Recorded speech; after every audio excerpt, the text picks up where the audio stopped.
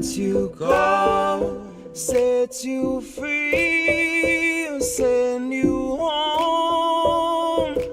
Wait, please say you know what you need is what you owed, and they won't let you go, set you free, send you home.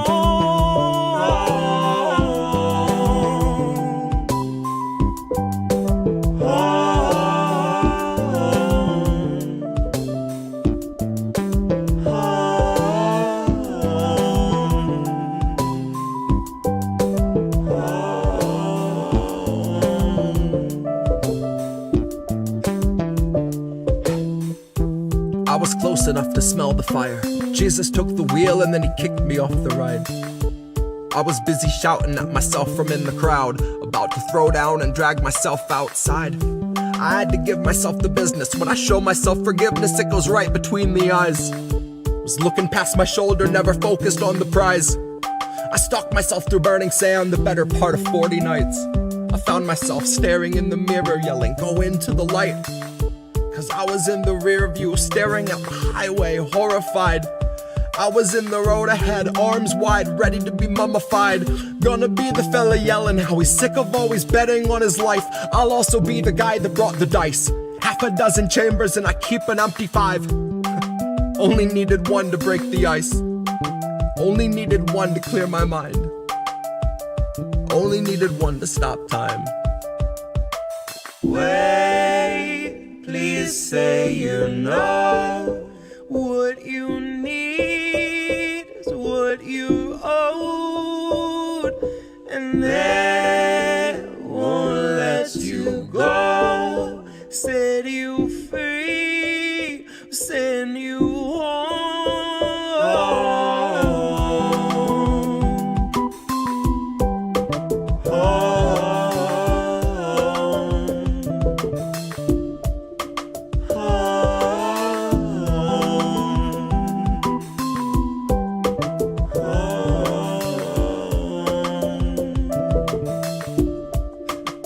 I'll be the guy that brought the dice.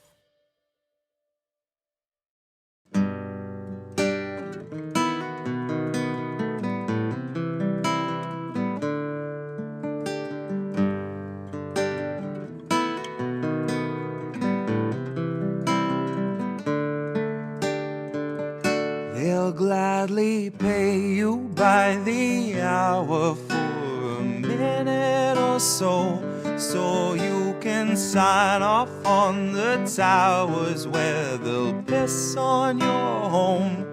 And if you feel like you're just powerless to answer them no, it's 'cause you are.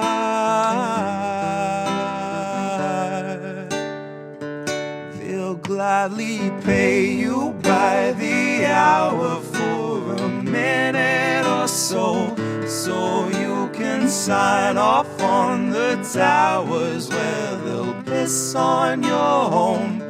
And if you feel like you're just powerless to answer them no, it's 'cause you are.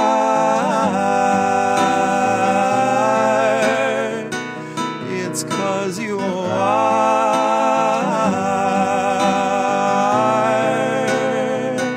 They'll gladly stagnate a living wage, snap the chains, bury it.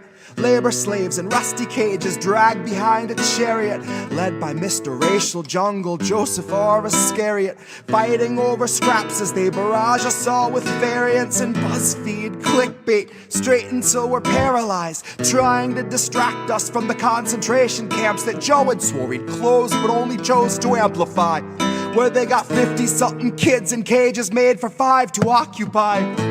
And no, she hasn't seen the camps, but Harris swears they're paradise.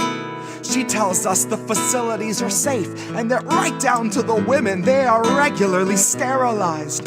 Then she throws her head back and she proceeds to laugh, that sort of heartless cackle you'd expect from someone working steadfastly on behalf of the virus and a Congress full of parasites. And where was I I was busy cashing every blue check, demonstrating plainly all the narratives expected from the verified. I was busy breeding verbal leeches by the terabyte. Train them to exsanguinate the wealthy while they sleep at night. Bleed the oil barons dry and barren. Say they showed us how to share and now we share alike. Tell them I contracted rabies from a feral mic. Now I'm just another species losing sleep to noise pollution and these glaring lights.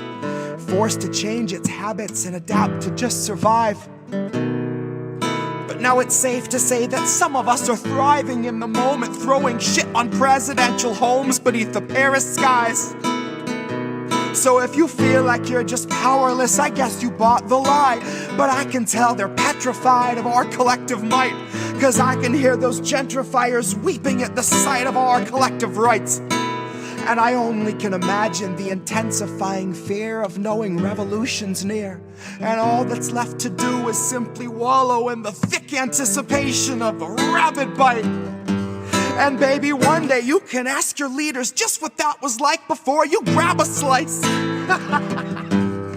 So if you think you're powerless, allow me now to change your mind. Honey, if you think you're powerless, allow me now to change your mind. See, they'll pay you hourly, tax them each apart, and build a shining tower out of loopholes and cards, and tell you that you're powerless to keep you in the dark, because you aren't, because we aren't. You see, they'll pay you hourly, tax them each apart, and make you build a shining tower out of loopholes and cards, where they'll tell you that you're powerless to keep you in the dark, because you aren't, because we aren't.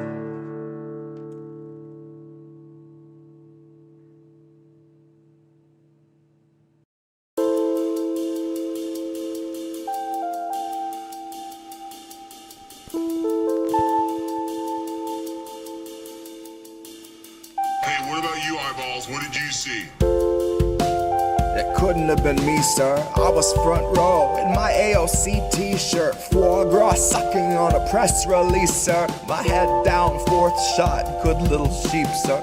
Sit down, sweetie, the adults are gonna speak first. They trust the science and they're terrified of research. Here to thank our healthcare heroes, they've been feeding to the burnout, feet first. Until suddenly they dip mid-shift, take a header off a bridge. Such a shame, they were really such a sweet nurse. Now they'll never get the card and the cold slice of pizza meant to thank them for their teamwork. Now they'll never get the baggie full of checks mixed, which would be the one reward they'd see for the moms they had to intubate, and the countless cries of grief since we've been haunted by the specter of the C-word.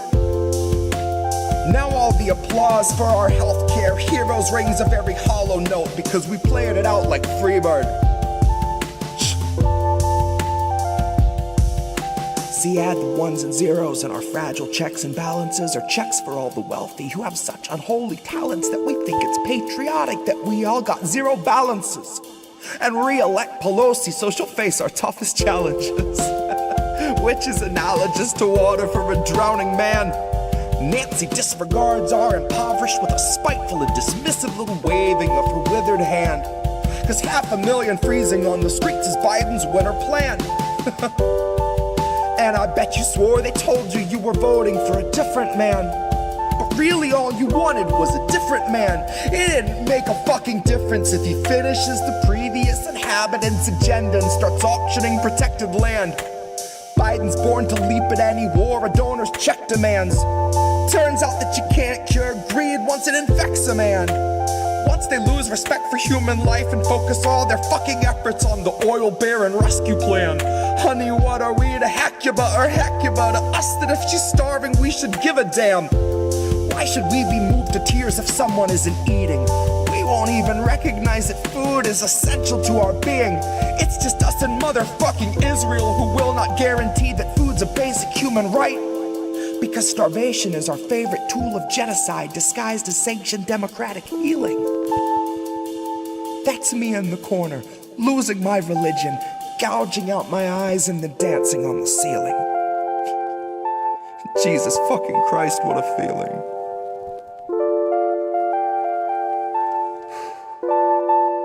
Hey, what about you, eyeballs? What you see?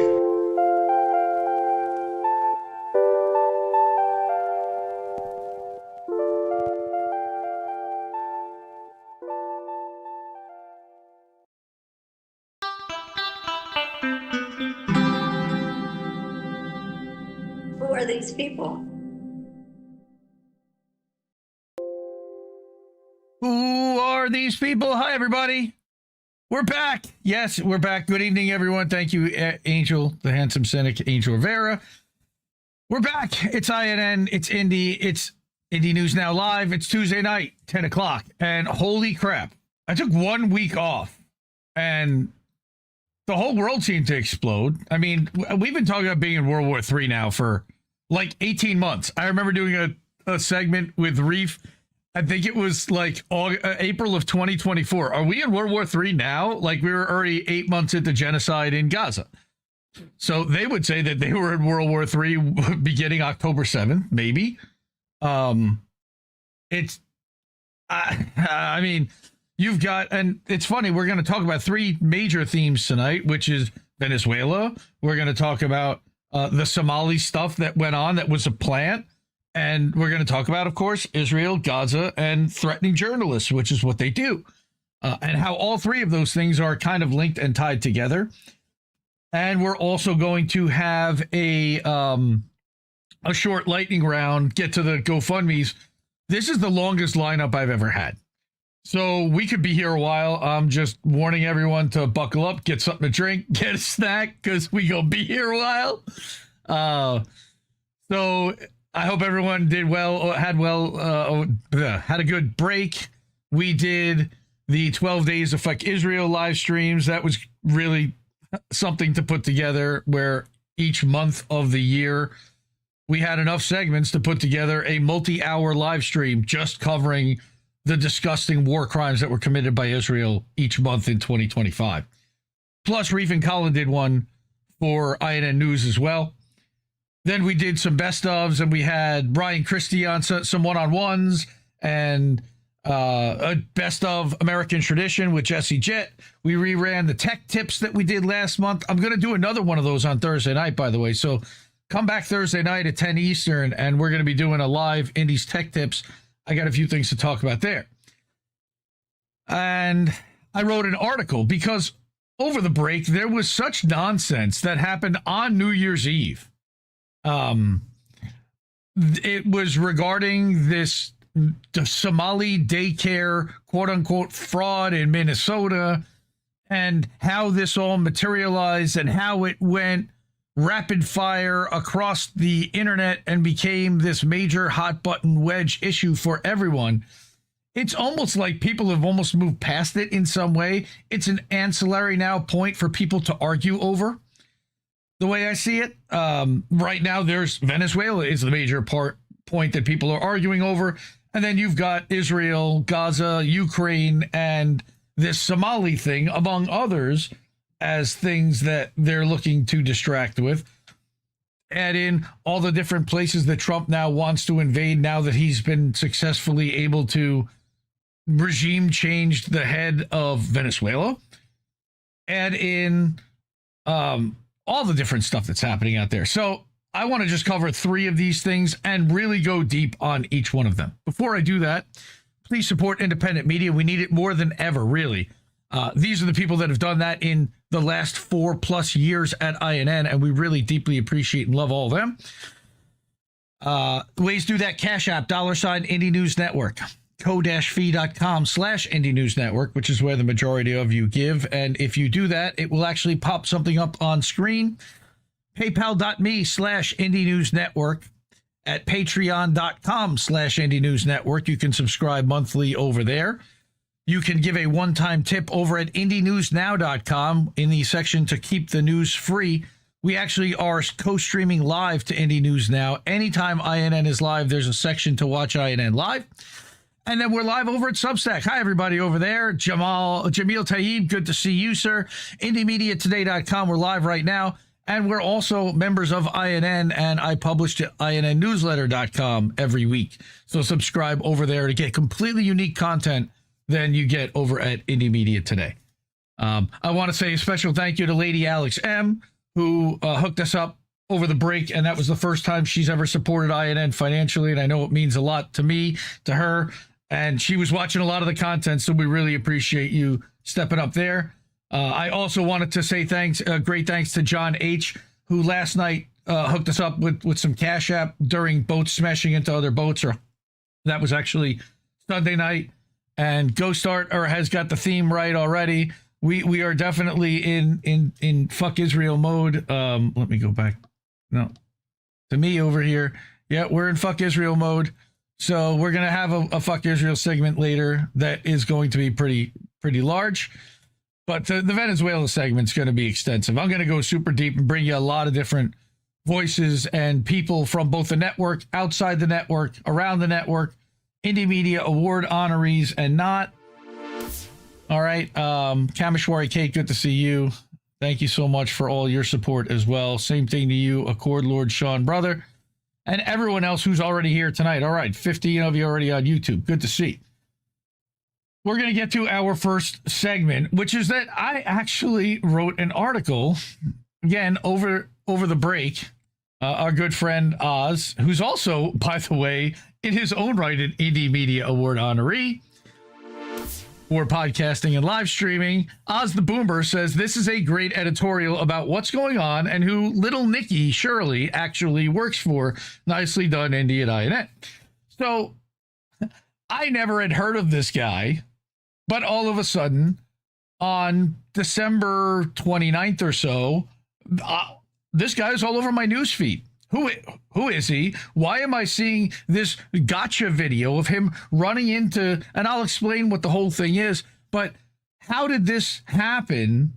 And based upon who was pushing it, who was sharing it, and where it went, it was clear this wasn't organic, but it caught like this crazy momentum that I've really never seen. I mean, I've seen things happen like this, but to the point where it just captivated an entire group of people that started arguing over it almost instantly, claiming that people were defending fraud. There was a lot of different things that happened here. So I'm going to start with the article that I wrote, because what I did was I gathered together kind of all the different narratives that I saw building and what was the motivation behind what was being said and who stood to gain from what was being said. And that was where I kind of started, because when you deal with these kind of things, you want to start to look at, well, why is this being distributed and who benefits from it being distributed and what's it distracting from as well? So, analysis, Somali fraud, Minnesota. Well, it's a long-term blanketed demonizing of an immigrant community. It's been happening since long before last month, by a media ecosphere to stoke anger among the Republican base at the other and at the corrupt Democratic politicians. But remember, it's all a uniparty. These guys are all in on it together. You're going to see some of this already, how, they're blaming Tim Walz and they're blaming the Democratic politicians, but it turns out that this guy's in line and connected to all the Republican politicians in Minnesota. So it's highly politically charged is what's happening here. It's partisan. That's it. And shout out, by the way, to Reef for the thumbnail. Great job with the thumbnail. I deeply despise duopoly politics. The reality is that while both sides play for the same owners, they're also fighting each other for power. Team sports does exist in politics, especially in the 24-hour political news world. Their goal is to push propaganda on behalf of advertisers and owners to control the focus and the content of the news cycle daily. Their whole goal is to win the news cycle. When one side screeches about corruption coming from the other side while ignoring what's happening in their own house, almost every time, it's a narrative distraction. So simply put, my read of the TLDR on this whole Somali daycare fraud story is that it is a Republican-led and Israel-led narrative rage bait thing. Now, I published this on December 31st, and that's relevant. I'll show you why in a few minutes. This was on New Year's Eve day at like 2 o'clock in the morning. So it hadn't even been really that daytime yet. A lot of things continue to develop from there. There may actually be some fraud here, but this is more part of a systemic targeting and persecution of Somalis, more than 50% of whom are American citizens. I had no idea before writing this article that it was that high a percentage. It's actually even higher than that. It's funny, but the people criticizing these daycare centers never seem to mention that a lot of these Somalis are American citizens.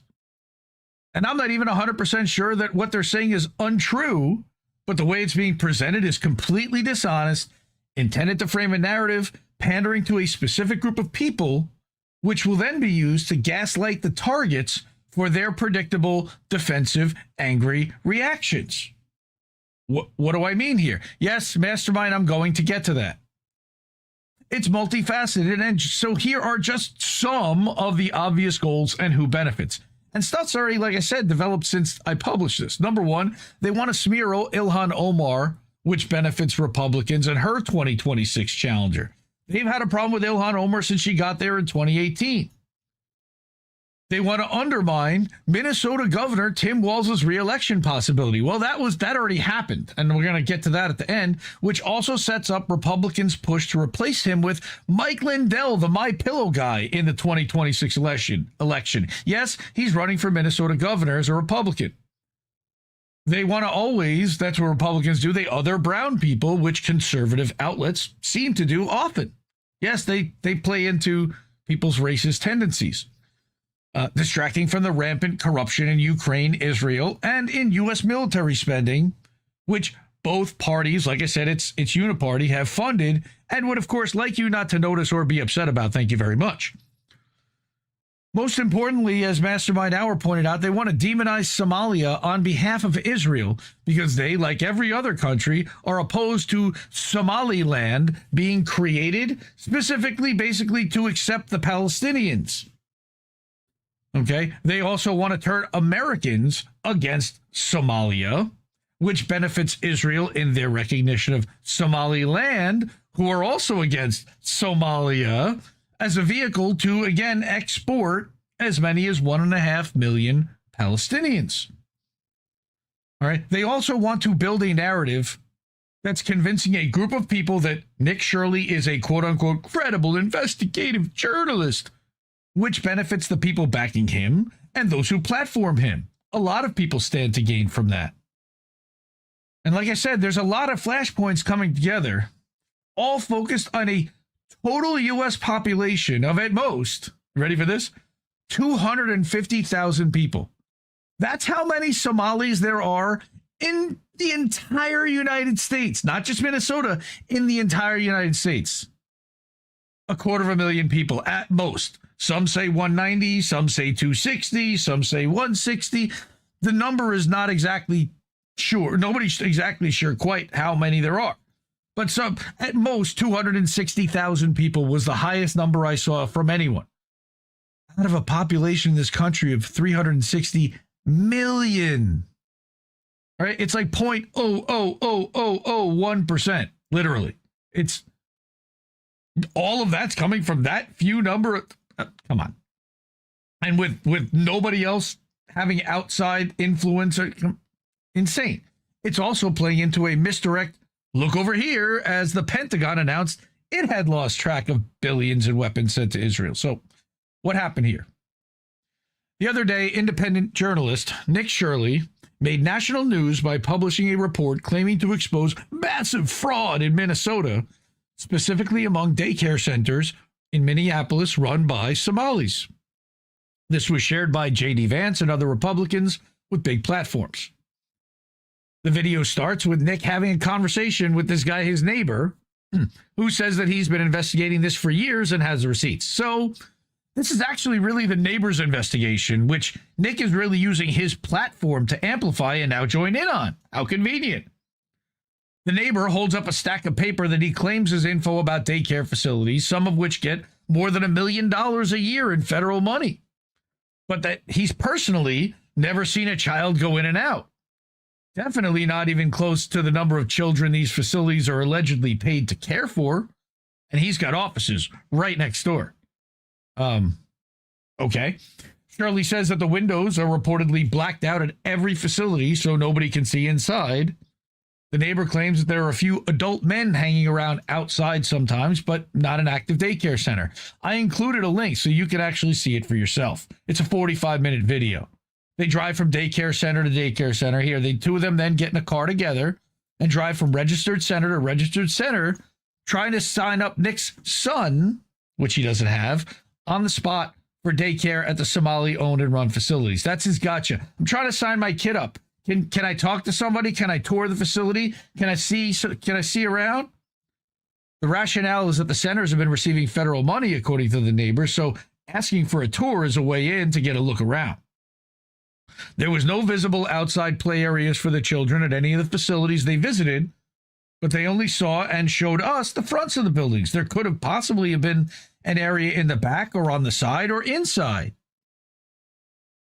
The few people who would engage with the two of them all treat them as bad faith hostile actors, which is pretty accurate, right? And then somebody took the grok description of what had happened and completely framed from a right-wing perspective about Homeland Security was now investigating door-to-door probes. Because of this whole thing, Trump ends up shutting down federal funding to all daycare facilities worldwide, nationally, until we can figure out what the hell is going on.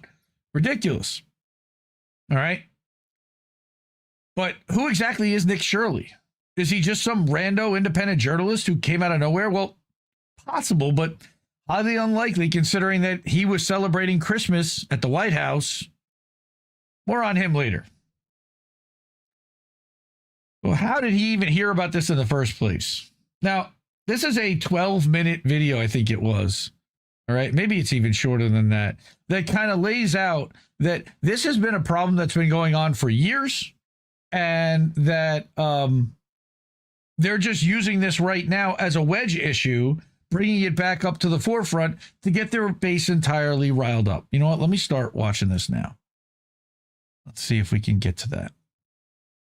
Daycare or not? This is my office where I make news videos. Did you see the report from Nick Shirley about the Somali daycares in Minnesota? Yes, he posted a 42-minute video, which I watched so that you don't have to. He's the only person out here doing real journalism. Hello, Mr. Vice President. Yes, I saw that you posted that. Great work, sir. So, yes, since 2018, more than half of $18 billion in taxpayer funds spent on the 14 programs intended to help low-income, vulnerable people was most likely stolen. And there it is. But this has been under investigation for a long time. More than 92 people have been charged. Well, how come we haven't seen it in the news? Local and international outlets have been reporting on it for years. This is a Times article from 2022. But Representative Omar did nothing about this. That same year, she condemned the fraud that was happening. And in 2019, this article was written about the statewide audit of the fraud. Finally, here's a local article from 2018 that says that Minnesota has been aggressively investigating daycare fraud since 2014. But what about how they're funneling all the money to terrorists? Look, there is clearly fraud happening here, but that terrorist allegation was made by a police detective from Seattle who retired in 2015 and has never been to Minnesota. Oh, well, what about the other daycares in the video? I didn't see any kids. Some of those daycares could have been committing fraud,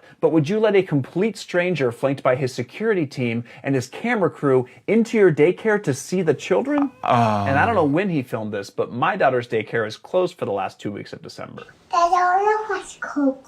I'm glad you care about kids, though. Of course. Have you seen the latest Epstein file dump from 3 days before Christmas? No, I don't think so. It's not important. In new documents, an unnamed victim alleges that both Trump and Epstein raped her, and that Trump traveled on Epstein's plane at least 8 times in the 90s. But last year, he said he was never on Epstein's plane. You should go check for more daycare fraud. Okay. Is this a daycare? Where are the children? What? Is this a daycare Too much. Wait. or not? This is my office where I make... Right, that's where it starts again. Okay, so that's basically what's going on there. All right, very funny, but satirical. Yes, it is a parody, Vicky. There, he's clowning on all the right-wing reactionaries that flipped out and did one of those. So not only that, but luckily, one of the members of one of the group chats that I'm in lives like 15 minutes from the place, and he's been in the area. So I said I'd subscribe to the theory that when in doubt, ask somebody who lives there. Luckily, happen to have a contact who lives in the area that says he lives next door to where some of these healthcare LLCs park their vehicle. All right. That's the other thing was healthcare LLCs are actually transport companies that shuttle people to doctor's appointments. That's part of a Minnesota program. The Somalis are utilizing federal and local funds that are available specifically for that. And he said that these vehicles are constantly in use, even though the claims in the video is that they never move. He said they're in use constantly. They probably only watch the Somali kids, the daycare centers. Pretty common practice among minority groups. But just an FYI, that daycare is about 4 or 5 blocks to where all the high rises that the Somalis live in the area are. The fact that he's trying to force his way into a daycare shows what a disgusting fuck he is. What the fuck is wrong with people? If you take that address and stick it into a search engine, the Minnesota DHS record should pop up. Okay, that place has a shit ton of violations involving children. So yeah, the no children narrative crashed and burned immediately. How could they have violated all those things involving kids if there were no kids there? As far as how much government money they got, I have no idea, nor do I even care. They were actually cited once for not having enough staff on site for the amount of children, LOL. If Shirley really wanted to take a tour of the facility, as Colin also pointed out, most parents call first and make an appointment in advance. They don't show up with a camera crew and a boomer grandpa asking questions about where all the kids are. Now, let's also talk about that the entire Minnesota child care fraud narrative, which caught like wildfire, has shown itself to be a right-wing talking point because you have to look at where did the coverage initiate and then who's running with it. All right, so it initiated with that guy, Nick, who is a frequenter on Fox News. So you had Fox News personalities sharing it, you had J.D. Vance sharing it, and you had all of these outlets from Newsmax to Real America's Voice. This is an ecosystem right here. Daily Caller, Mike Lindell, who conveniently is running against, the current sitting governor to replace him. All of these are right-wing propagandists, effectively. Yes, Tucker Carlson too. And yes, Il Donaldo Trump, that is an actual channel.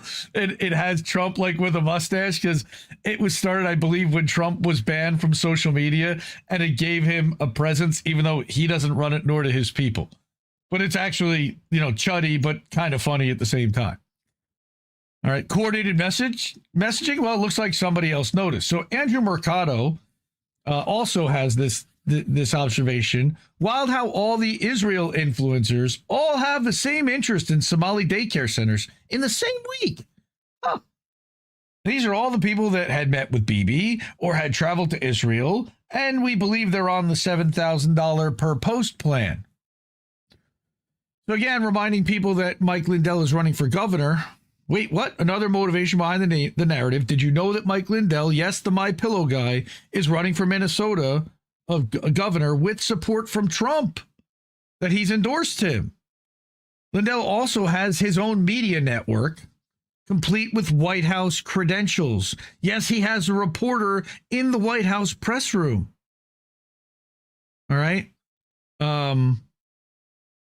Media bias fact check rates the org at extreme right ideology and very low factual reporting. Doesn't surprise me. Again, all these attacks on Tim Walz and Democrats align with a narrative of taking down an incumbent opponent running for re-election who had his profile elevated nationally last year as VP candidate.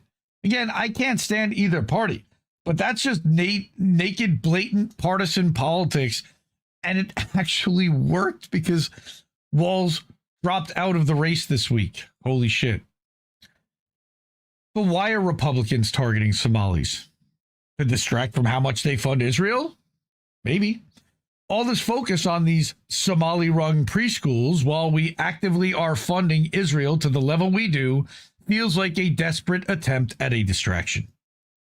We're still sending billions to Israel to steal Gaza and the resources underneath it. We're still sending we are sending billions to Israel to murder or displace again the remaining Palestinians who've already survived 27 months of genocide, and spend millions to propagandize Americans that somehow it's morally necessary, because we've talked about all the money that's being spent now to on Christian Zionists in the United States to market specifically how great Israel is to them and get them on board with this Christian Zionist fundamentalist narrative. The whole goose chase feels very much like Zionist-led whataboutism, which is what is happening. And we're going to show you how. All right. But just remember again that according to Middle East Monitor, U.S. has bankrolled Israel's Gaza genocide with $33 billion in military aid. That's a damning new report that came out 2 years after the genocide. That was months ago. There's been a coordinated effort by Republicans, Israel supporters, and corporate Democrats to demonize and target the Somali community across this country. All right, and I'm showing receipts here. Again, back in December, Trump talked about, it's called Somali garbage. Like, wow. All right, here's another one as immigration raids target Minnesota Somalis, bustling community hubs fall silent. This was criticism in the Sahan Journal. All right, it's weird because, again, the Somali community is tiny in the United States, like a total between 164,000 and 260,000 people in the whole country, depending on which source you use. Again, out of a population of 360 million, depending on the source.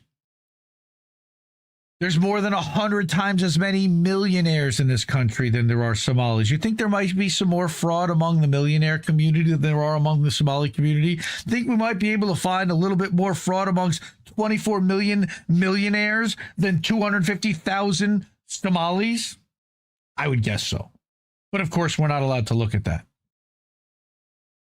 All right. Here is a link to all the Somali population standing at 163,000. That was updated October 1st. All right. In Minnesota itself, it's about 45,000. Now, other people claim that it's anywhere close to as much as 100,000. Okay. And that a lot of those people do vote. They're citizens. They have the right to vote. And a lot of them helped get Democrats elected, amazingly enough. Minneapolis and St. Paul, again, are the second and third largest Somali communities in the U.S. behind Columbus, Ohio, where ICE has descended the past month. Read the Dissent in Bloom article talking about how they've been targeting Columbus schools. Right? About 84,000 residents, according to PBS. So what's behind all these narratives? Some Republicans first want to expel Somali immigrant Ilhan Omar from Congress, then deport her and her entire family for a multitude of stated reasons. But the good thing is, again, to some, that there's a likelihood that that won't happen because they need 2/3 vote in the House to get that to happen. Too many Democrats probably would not vote along with that. I don't know, but I'm guessing.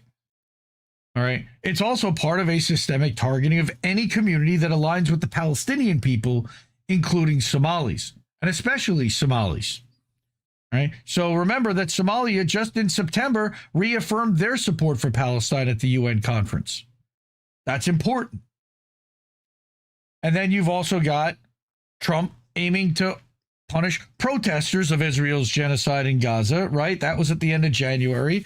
So they've been ramping up anybody that stands against Israel or speaks out against Israel or anyone that doesn't want to house the Palestinian people. They're going to demonize and they're going to try to otherize and recraft this narrative so that they can then steamroll later on. Amnesty International even says that they're using AI to surveil pro-Palestinian protesters.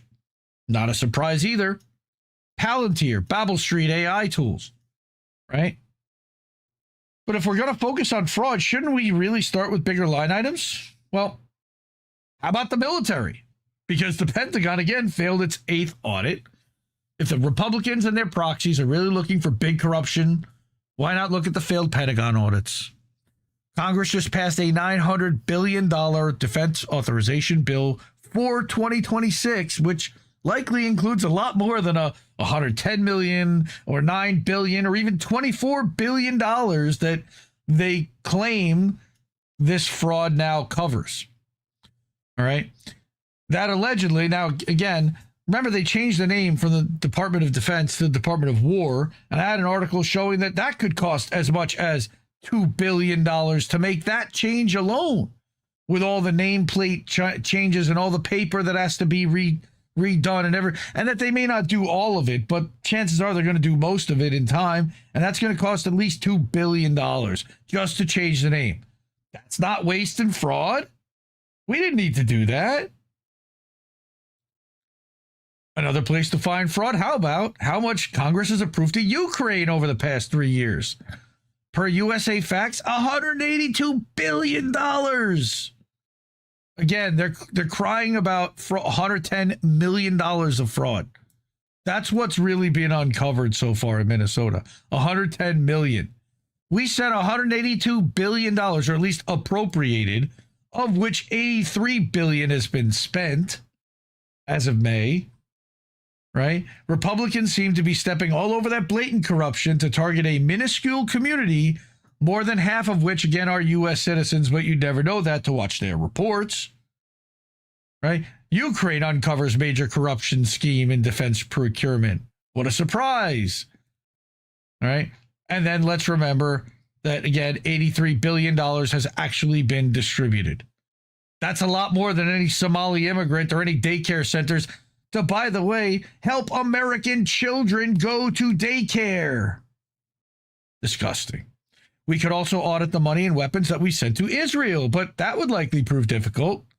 Love how a Ukrainian site is trying to deflect here in publishing an article that the Pentagon lost track in billions in weapons to Israel. Ukraine defense deflecting by blaming the other guys. Hilarious. Again, like I said, it isn't just Minnesota, but Columbus, Ohio. That ICE has been tear-assing through Columbus, too. The Friday before Christmas, they were waiting in pickup lines at school to arrest parents and kids, separate families. There were classmates that weren't even sure if their classmates made it home that day. Fucking terrible. Okay? All right. I said I read a Dissent in Bloom article recently on this show about this raid. That was a couple weeks ago about going into schools. So you can watch that. Right. Or you can read the original article, which I also linked here because I try to save people time and promote the people that do the work. And somebody, I think it was Kameshwari Kate, did the Shirley, you can't be serious. Yes, I had to do it. I am serious, and don't call me Shirley. All right. Now we're going to talk about who Nick Shirley is. All right. Who is he? And I just started to Google this guy, like Nick Shirley, investigative reporter. Right. So is he just some rando out of nowhere? No, he's not.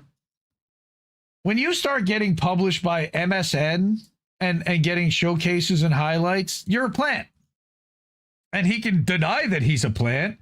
And the more he denies, the lady doth protest too much. Right.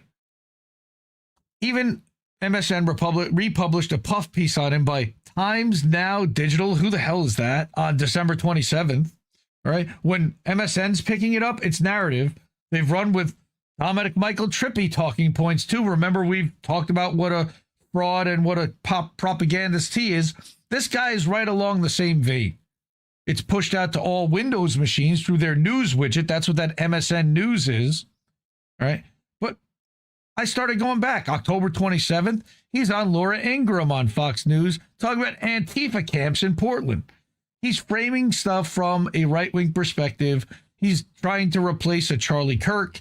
He's trying to fill the shoes of a James O'Keefe. All right, a gotcha gonzo journalist who's out in the field asking questions of people in the field. But there's a lot of stuff about this kid before, and I didn't even have half of it. This is just going back a year and a half. Chicago ICE raid. He's bootlicking cops. Here he is spreading right-wing propaganda about ICE raids in L.A. for Laura Ingraham on Fox News. Again, she seems to really like him. Demonizing ICE protesters in L.A. who mistook him for a cop. Why? Because he's a bootlicker who's clearly on the cop's side. I could clearly see why they would understand, why they would think he was a cop. Right? He also went to Greenland and he started asking man on the street questions of the natives. And this guy just tore him to shreds. We don't know. Look at Americans, how they treat their own indigenous people. The pipelines, the women who's missing. Look at them, all the children who've been taken away from indigenous people. You Americans, all the journalists come here and get clout and, for 100 likes, I'm gonna go to Greenland or something like that. Came here to Greenland. Yeah, how many likes? We did get 100K likes. Yeah, so that was the thing. Yeah, People that's are the interested. thing. People are interested to see what happens. Now we have shouted so much about racism. We have spoken so much about what we've been through in the media all over the place about many different stuff. But it doesn't matter. But only when a fucking racist son says, "Oh, the Greenlandic people experience racism." Now it's a thing. Now you're interested. How about when many people who lost their kids, many people who've lost their lives, many different stuff. Do you know about that? Do not. Yeah. So do your research. They're good. They're good. Right. So, you know, and then what he tries to do is frame it as these people are crazy. They're, you know, like, I'm just putting a camera. He's setting them up. He's stoking this anger. And then like, hey, I don't know why they're angry. All right. Again, at the border, June 2024, this is when he first got notoriety. Again, he started like asking people questions at the border and talking about fear mongering and racism against Hispanic people and against people that are coming across the border, trying to do it legally. Nick Shirley has been doing this type of reporting for more than 2 years, poking at indigenous people and immigrants on behalf of the right wing to portray them as criminals and definitely not equal to American citizens. Funny, because the American Somalis are. Then presenting himself as, oh, I'm just asking questions. I've also noticed that for some reason the word shreds is a word that's being pushed across that right-wing media sphere to describe the latest Shirley versus Walls challenge. He shredded Walls with his investigation. Language like that that's mirrored across platforms and shows is not organic. This is being pushed. So are we seeing the elevation of another mammy? Well, it certainly seems that way. He may not be on Fox News staff, but Shirley is a regular favorite pundit of Fox's, notably Laura Ingraham, as an independent journalist, which gives them a level of disconnect from his reporting, even though it's clearly in service of their audience, right, which is demonizing the left, Antifa, and immigrants, while claiming that he's exposing people's partisan biases from an independent perspective. I equate it to what James Lee was doing over at Breaking Points for the last few years, lending his independent, quote-unquote, credibility to a mainstream media corporate-funded show.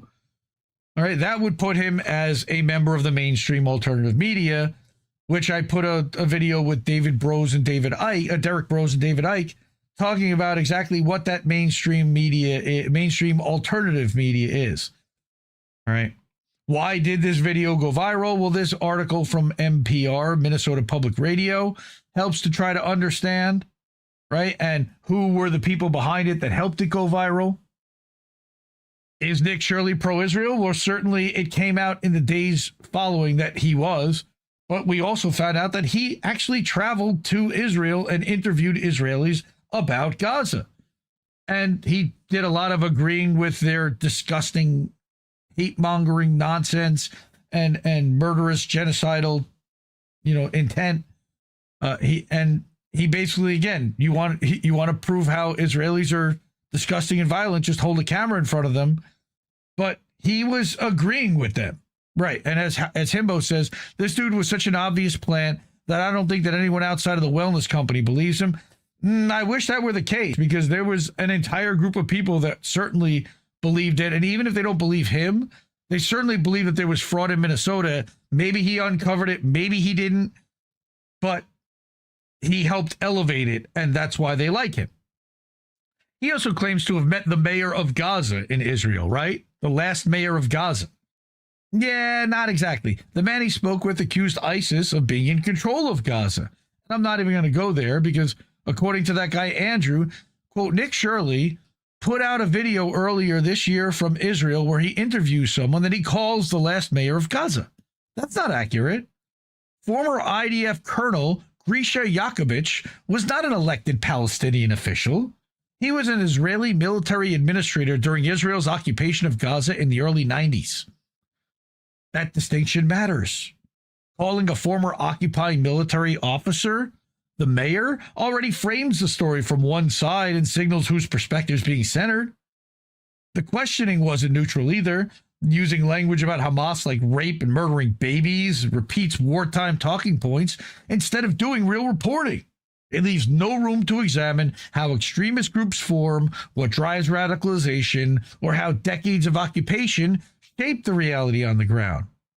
This isn't investigative journalism. It's pro-Israel advocacy packaged as just asking questions, like I said before. Journalism is supposed to challenge power, provide context, and include the voices of the people most affected. Ride-alongs with military figures without balance or pushback doesn't do that. And again, that's the guy from Mercado Media, Andrew Mercado. Good stuff. And I don't always agree with Andrew Mercado. He's very pro-Democrat. But he's calling out why this is being spread and who it's serving and how it's being sent, and how it's being presented. I said, my speculation is that he likely wouldn't be invited regularly on Fox if he was anti-Israel, because they've been like pushing this whole anti-Semitism exposed thing.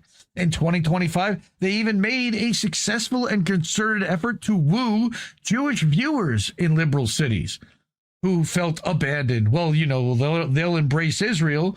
Jewish viewers conflate anti-Semitism and anti-Zionism. All of a sudden, Jewish monolith. Well, you've got to come to Fox News because that's the only network that loves Jews, right? Well, because all these other people are pro-Palestine. Yeah, right. MSNBC, pro-Palestine. Give me a break. They get rid of how many people for having a pro-Palestine view? Multiple. Same thing with CNN. Is he aligned with Turning Point USA? My guess is that probably somewhere. Not sure, but Turning Point Action certainly conveniently got on board with that narrative and the Minnesota corruption story he reported. He also has been aligned with Steve Bannon, who was literally doing PR and an interview with Mike Lindell the day of about this whole thing. All right. Then, of course, you've got Benny Johnson, who's Trump's favorite propagandist. And you've got the ecosystem around it, like PJ Media, right? That also owns a ton of other outlets, pushing this story across a multitude of places so that it blankets. And when you Google this story, a ton of different websites come up with references because they have all these different properties. Red State, Town Hall, Hot Air, Twitchy, Bearing Arms, Town Hall, like all these places are pushing stories with different headlines, slightly altered text, but it floods the zone. It makes it hard to find opposing context. None of this is by accident. It seems that he's being elevated by Fox News and other Republican-leaning pundits and podcasters as another James O'Keefe type. And if you don't know, James O'Keefe is the guy who started and founded Project Veritas, which, of course, was known for fraud and for paying off interview subjects to say certain things and lie. I also have found out since that Nick Shirley actually paid, and I think I have it in here later on, that Nick Shirley paid people to stand in front of the Biden White House and protest, and then reported on that. So we talked earlier about Somaliland. I know this is taking a while. This is just like part one of this whole thing. How does Somaliland play into all this? Well, we can't dismiss the potential breakup of Somalia into three smaller regions: Puntland, Somaliland, and Somalia. These are the three potential regions, right? They intend to relocate the remaining 1.5 million Palestinians into this little patch of land right here, Somaliland, which they're now calling and has been recognized by the state of Israel, the illegal rogue state of Israel, as Somaliland. No other country in the world has acknowledged that this isn't all Somalia except for Israel, and maybe now the United States. Reef and Collin on this network, INN, talked about this on INN News, reading a Kit Clarenberg article that predicted this exact outcome 8 months ago about will Somaliland become the next Gaza colony. All right. That was here, and I posted the article.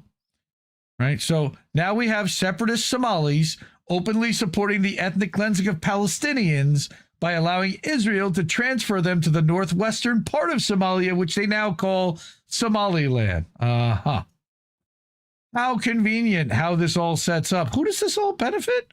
But this is actually all part of the Project 2025 agenda laid out by the Heritage Foundation and the global strategic war for dominance with China. So fighting over Africa and Somalia. So this was again shared by Kit Clarenberg. Project 2025, a lengthy mandate for leadership drawn up by the right-wing Heritage Foundation think tank, widely perceived as a blueprint for Trump's second term in office, contained a dedicated section on countering malign Chinese activity in Africa, specifically recommending the recognition of Somaliland statehood as a hedge against the U.S.'s deteriorating position in Djibouti. Yes, Djibouti. We need to clip that. Somaliland is also where Israel intends to launch missiles against the Houthis in Yemen. Huh, how about that? Right across the Gulf of Aden is Yemen. Awfully strategic and convenient. Carlos Latouf with a brilliant cartoon. Or Latouf. Somaliland has been a decades-long Israeli project, it turns out. Pete Buttigieg visited there on vacation with his American political analyst friend in 2008, CIA Pete, while still working for McKinsey, which he published an op-ed in the New York Times as a total nobody. 2008. They have a very long timeline, man. Somaliland is Israel's 80 years old project. The project was called Harar Council. And this was a 34-page document in the link tree. The truth is, there's neoliberal corruption and crony capitalist corruption on both sides, and both parties participate in it. So, what happens? How does this all play out? Well, I said that when this is all over, my speculation is that we'll discover that there was nowhere close to 110 million in fraud, or 9 billion, or 24 billion. That nobody's going to go to jail besides maybe a sacrificial lamb or two. That the Somali corruption in Minnesota narrative will be a big distraction that the Republicans can misconstrue for 2026 to run ads somehow linking this to Ilhan Omar and challenging for her seat in Congress. Totally see that happening. Next, this narrative will serve multiple purposes, as it will be used as a bludgeon against Tim Walz. Again, already done. Why would corporate Dems like Tim Walz, who dislike Ilhan Omar almost as much as Republicans, get on board with fraud that would easily be discovered? No idea. Republicans want to weaken him for the 2026 gubernatorial election, setting up Lindell as the logical choice. Right? And the partisan hack media will be all too happy to go along because it supports the team sports duopoly narrative, with the added bonus of Trump may look upon them favorably for doing so. Hey, how about that? I do predict, sadly, that Somaliland will be the place that Israel tries to expel 1.5 million Palestinians to. I don't know if they're going to be successful, but they're sure as hell going to try. And it's pretty clear that this gotcha type of journalism doesn't give people a chance to properly explain themselves. It taps into emotion and presents narrative as just asking questions without gathering all the facts intentionally. Right? So, and here's person at Somali TV. This was the morning of. Just to be clear, fraud does happen in every system.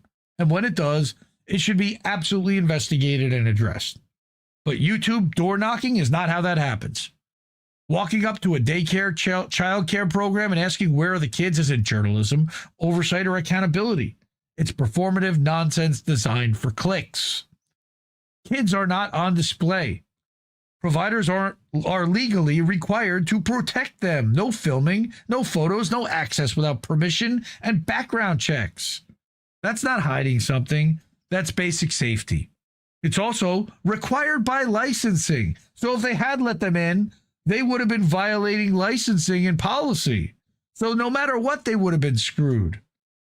Real fraud investigations involve audits, records, cross-checks, unannounced visits, and people who actually understand the system. Not strangers with cameras and bodyguards trying to provoke a reaction. If someone truly cared about children, they wouldn't turn their safety into content. Fraud should be taken seriously. This reporting should not. Right? Don't help the narrative managers spread their fear-mongering propaganda. Stay vigilant and question everything, including what I put up there, by the way. But I provided receipts. I gave facts. I'm not pushing conjecture or narrative or opinion. All right? But that is far from it, because, again, thank you to Chuck B., Descent in Bloom, Lily, Reef, and all the others for their contributions, help editing, Oz for reviewing it and giving me pointers, everything. I had a lot of help. I don't do this by myself. But here's someone. Let's go surprise, surprise. Would you really be surprised if I told you that the media campaign targeting Somali Americans was kicked off by a former IDF soldier? Of course not. Rachel Wolf, a Zionist journalist at Fox News, published the article titled Minnesota Taxpayers Funneled to Al-Shabaab Terror Group, report alleges. A completely false report that inflates simple financial case into a manufactured terror storyline and links it to terrorism in order to target the entire Somali community and turn us into a scapegoat, right as the American public is focused on major issues like the Epstein files and demanding an end to the billions sent to Israel every year. This is the real story behind the headlines. And this is this lady, Rachel Wolf. Rebecca Wolf, whatever. Okay. IDF spokesperson's unit. Okay. 2017, 2019. He was with the Israel mission to the UN. Speechwriting intern. This, again, going back to 2015, Zionist Organization of America. These are the people that are leading this campaign. Next, we have Russell from over at Due Dissidence. How to spot a psyop? When you find everyone obsessing on something that they didn't know anything about, much less cared about a week ago, it's an op. The only question you need to ask at that point is, well, who benefits? Well, Gen X Girl helped us answer that question. And it wasn't us that did it. It was Israel themselves. Again, all you do is point a camera at them and they can't help themselves. Israeli says that Mossad was behind the Somali fraud story, which has caused mass outrage in the U.S. Israel claimed that the money was going to terrorism and Qatar was behind it. But Israel is the one that built a military site in Somaliland and recognized it, splitting Somalia into two rival countries, eventually into three. What do we mean? Well, let's go back and watch this minute and a quarter video. How is the Israeli Mossad related to the recent corruption that was discovered in Minnesota? You're not going to believe it, but there actually is a substantial connection, and it runs through the Israeli Prime Minister office. I'll start from the end. Israel just established relationships with Somaliland, which is not Somalia. But the backstory to the whole Minnesota corruption story is that much of those funds, and again, I think the initial number that came out is about $9 billion, and again, this is crazy, American taxpayer money of, let's say, $15 billion that they imagine were stolen or misdiverted from public funds. About $9 billion of those were sent back to support terrorism, or what they would call the Muslim Brotherhood actions, and this is tied into Qatar. And Israel, of course, was behind the scenes, and I know people love these conspiracies, in leaking some of the information that is responsible or related to the funding of terrorism using that exact money. So the fact that Israeli Prime Minister Netanyahu has a phone call and recognizes Somaliland is tied into Qatar being a supporter of the Muslim Brotherhood, tied into the Somali funds that were stolen in Minnesota funding terrorism in the Middle East. That is a story that came out right now.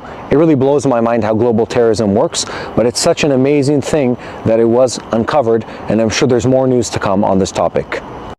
Okay. So we've got Mossad basically admitting that they were involved. And a lot of what I talked about is also uncovered by Sir Escanor, who we've talked about before. All right, Latter-day Saint Nick Shirley. And of course, he ends up in Tel Aviv doing street interviews about Gaza like it's a content safari. At some point, you have to ask, is this journalism or a guided tour of pressure points that the system wants mapped, filmed, and polarized? How to grow a truth influencer in 10 easy steps. Start with a clean-cut, wholesome brand. Then march him through with every preloaded conflict node on the planet. White House roundtable on Antifa. Again, I pointed out a lot of these things. Anti-Trump protests in Portland, Antifa, Chicago ICE protests. Dearborn anti-Islam protests, U.S.-Mexico border crisis, El Salvador CCOT, first American to film inside. How do you think that Fed Op's getting access to Bukele's fucking prison? He went to Kiev and he propagandized over there too. Israel-Gaza attempt, Paris migrant crisis. This guy's been all over the place. And who's funding all this? And voila, a neutral interviewer who just happens to hit every friction point that drives the same agenda.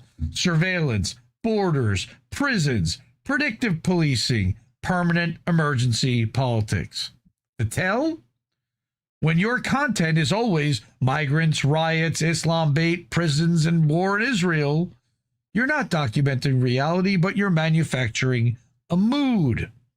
Also, because you're willing to desecrate a religious text on camera for clicks, which is the bacon Quran stunt that many people attribute him to, you're not brave, you're just a provocateur farming reactions like that loudmouthed, annoying, gunslinging Latina, what's his face? He's talking about Nick Fuentes. All right, so here are the questions. Who funds the travel? Who coordinates the access? And who benefits from the polarization? Independent doesn't mean anything anymore. It's just a costume. And we talked about that 18 months ago, that independent was not really, that they had kind of defanged that whole thing, right? You've got the LDS Church, which also pushes a lot of Zionist stuff. So that's Sir Escanor. So Nick Shirley probably won't be reporting on Racine. Yeah, I would guess not. Nope. Pillow Mike, I'm guessing he knows about Racine too. And look into Racine for those who haven't. All right. I also wanted to notice, by the way, if you're a legit reporter, do you launch a crypto coin, a meme coin in your name, like in the middle of a scandal with your name being popularized? Yeah, probably not. So Nick Shirley, the MAGA chudfluencer bro, who did the investigation into Somali daycare fraud in Minnesota, just launched a meme coin December 28th at the Nick Shirley on Zora. Right? That's gross. Seizing his 15 minutes of fame and profile elevation to the max. Who knows how much money he made off of that rug pull? And that's guaranteed to be a rug pull. INN's Care Bear points out that Nick Shirley was making fun of the daycare sign spelling in his reporting. Here's picture 2 of him selling the sign as a hoodie on his website. So now he's profiting from merch off of this thing, and of course putting the phone number 1-800-FRAUD. Insane. Just that he could just push this narrative. All right? If it looks like a cloud chaser, smells like a cloud chaser, well, it couldn't possibly be a cloud chaser, right? And then, of course, Comrade Misty. We know Comrade Misty. If my kid's daycare let in a group of dudes with cameras and masks, I'd be so fucking pissed. I'm as white as fuck. With ICE running rogue, of course they wouldn't let him in, dipshit. Right? This guy got interviewed by CNN. They sent CNN out to try to question this guy, like, what are you doing? And apparently they exposed him for being a clown. Yeah, that is a good point also, that it's amazing that he wasn't at Utah Valley University when Charlie Kirk got shot. Maybe he was, for all we know. We don't know. Yeah, Hinkle vibes, good. Yep, Fed Op vibes. What? I didn't say that. I guess I did. Oh, right.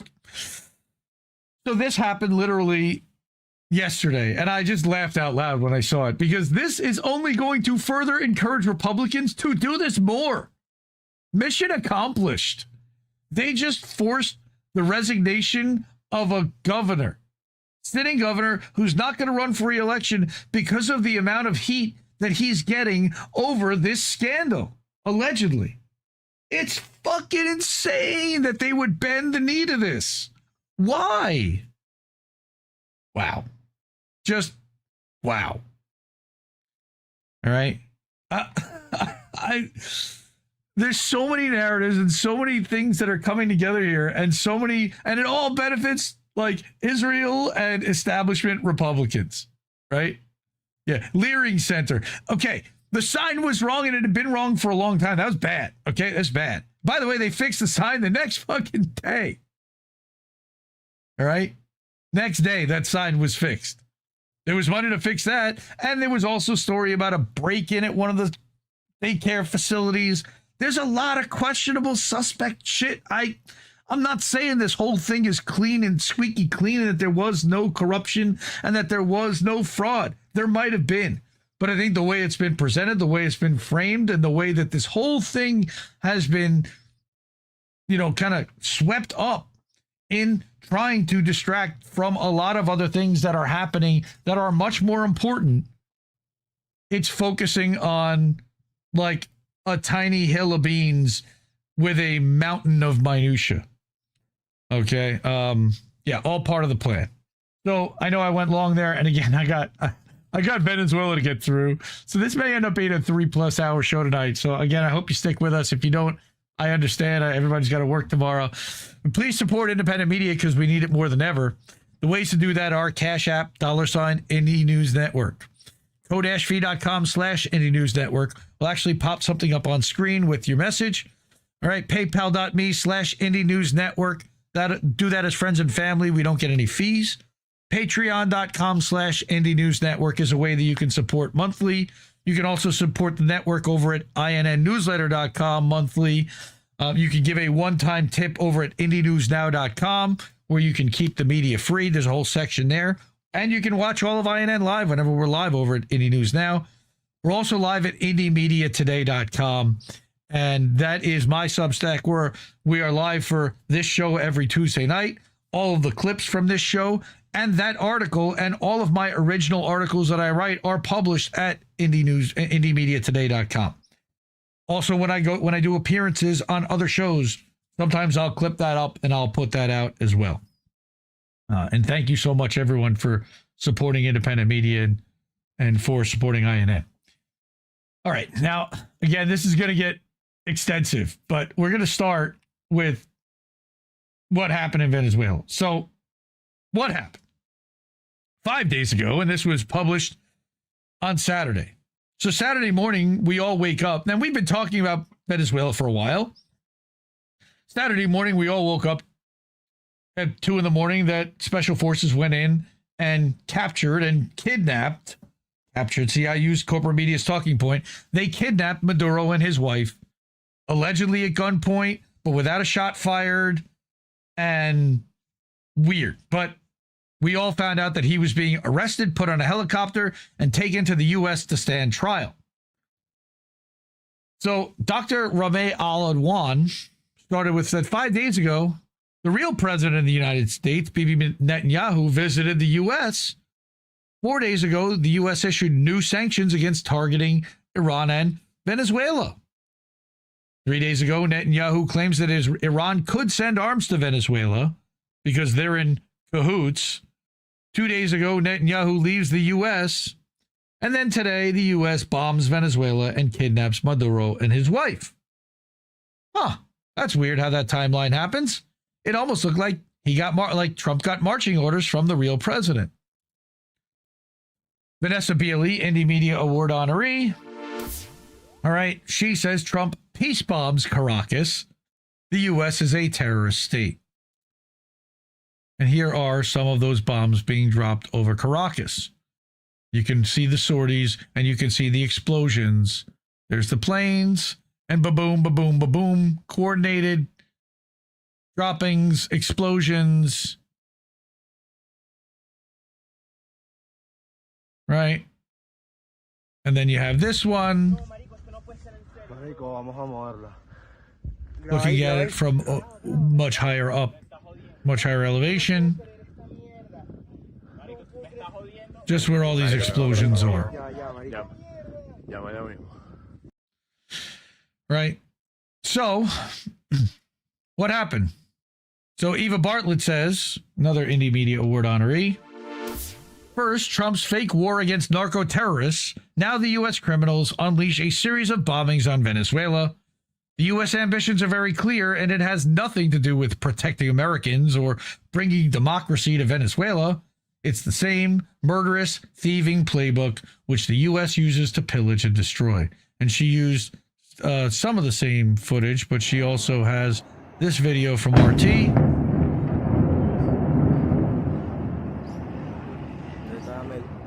Okay. All right. She published back at the end of December that here's the reality of U.S. ambitions in Venezuela. Just check that out. All right. Again, there's a lot to get to. Jason Hickel. Bombing Venezuela while coordinating a genocide in Palestine, while threatening to attack Iran again, while destabilizing Somalia, while carrying out a heist in the Democratic Republic of the Congo?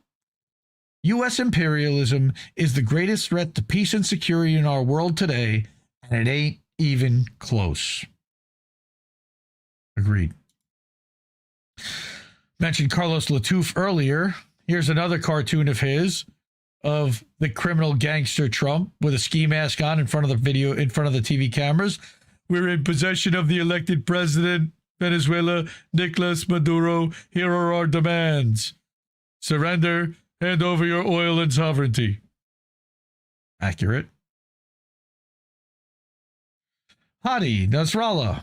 The U.S. can kidnap a president from a sovereign country, drag him into its courts, call it justice, then turn around and sanction the ICC for trying to arrest a war criminal committing genocide. I don't think you understand truly how broken this world is because of the United States. Agreed.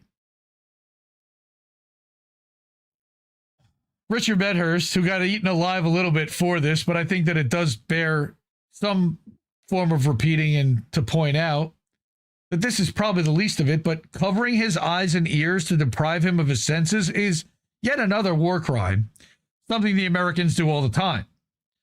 And taking a photo of a detainee to humiliate them or satisfy public curiosity, also a Geneva Convention violation.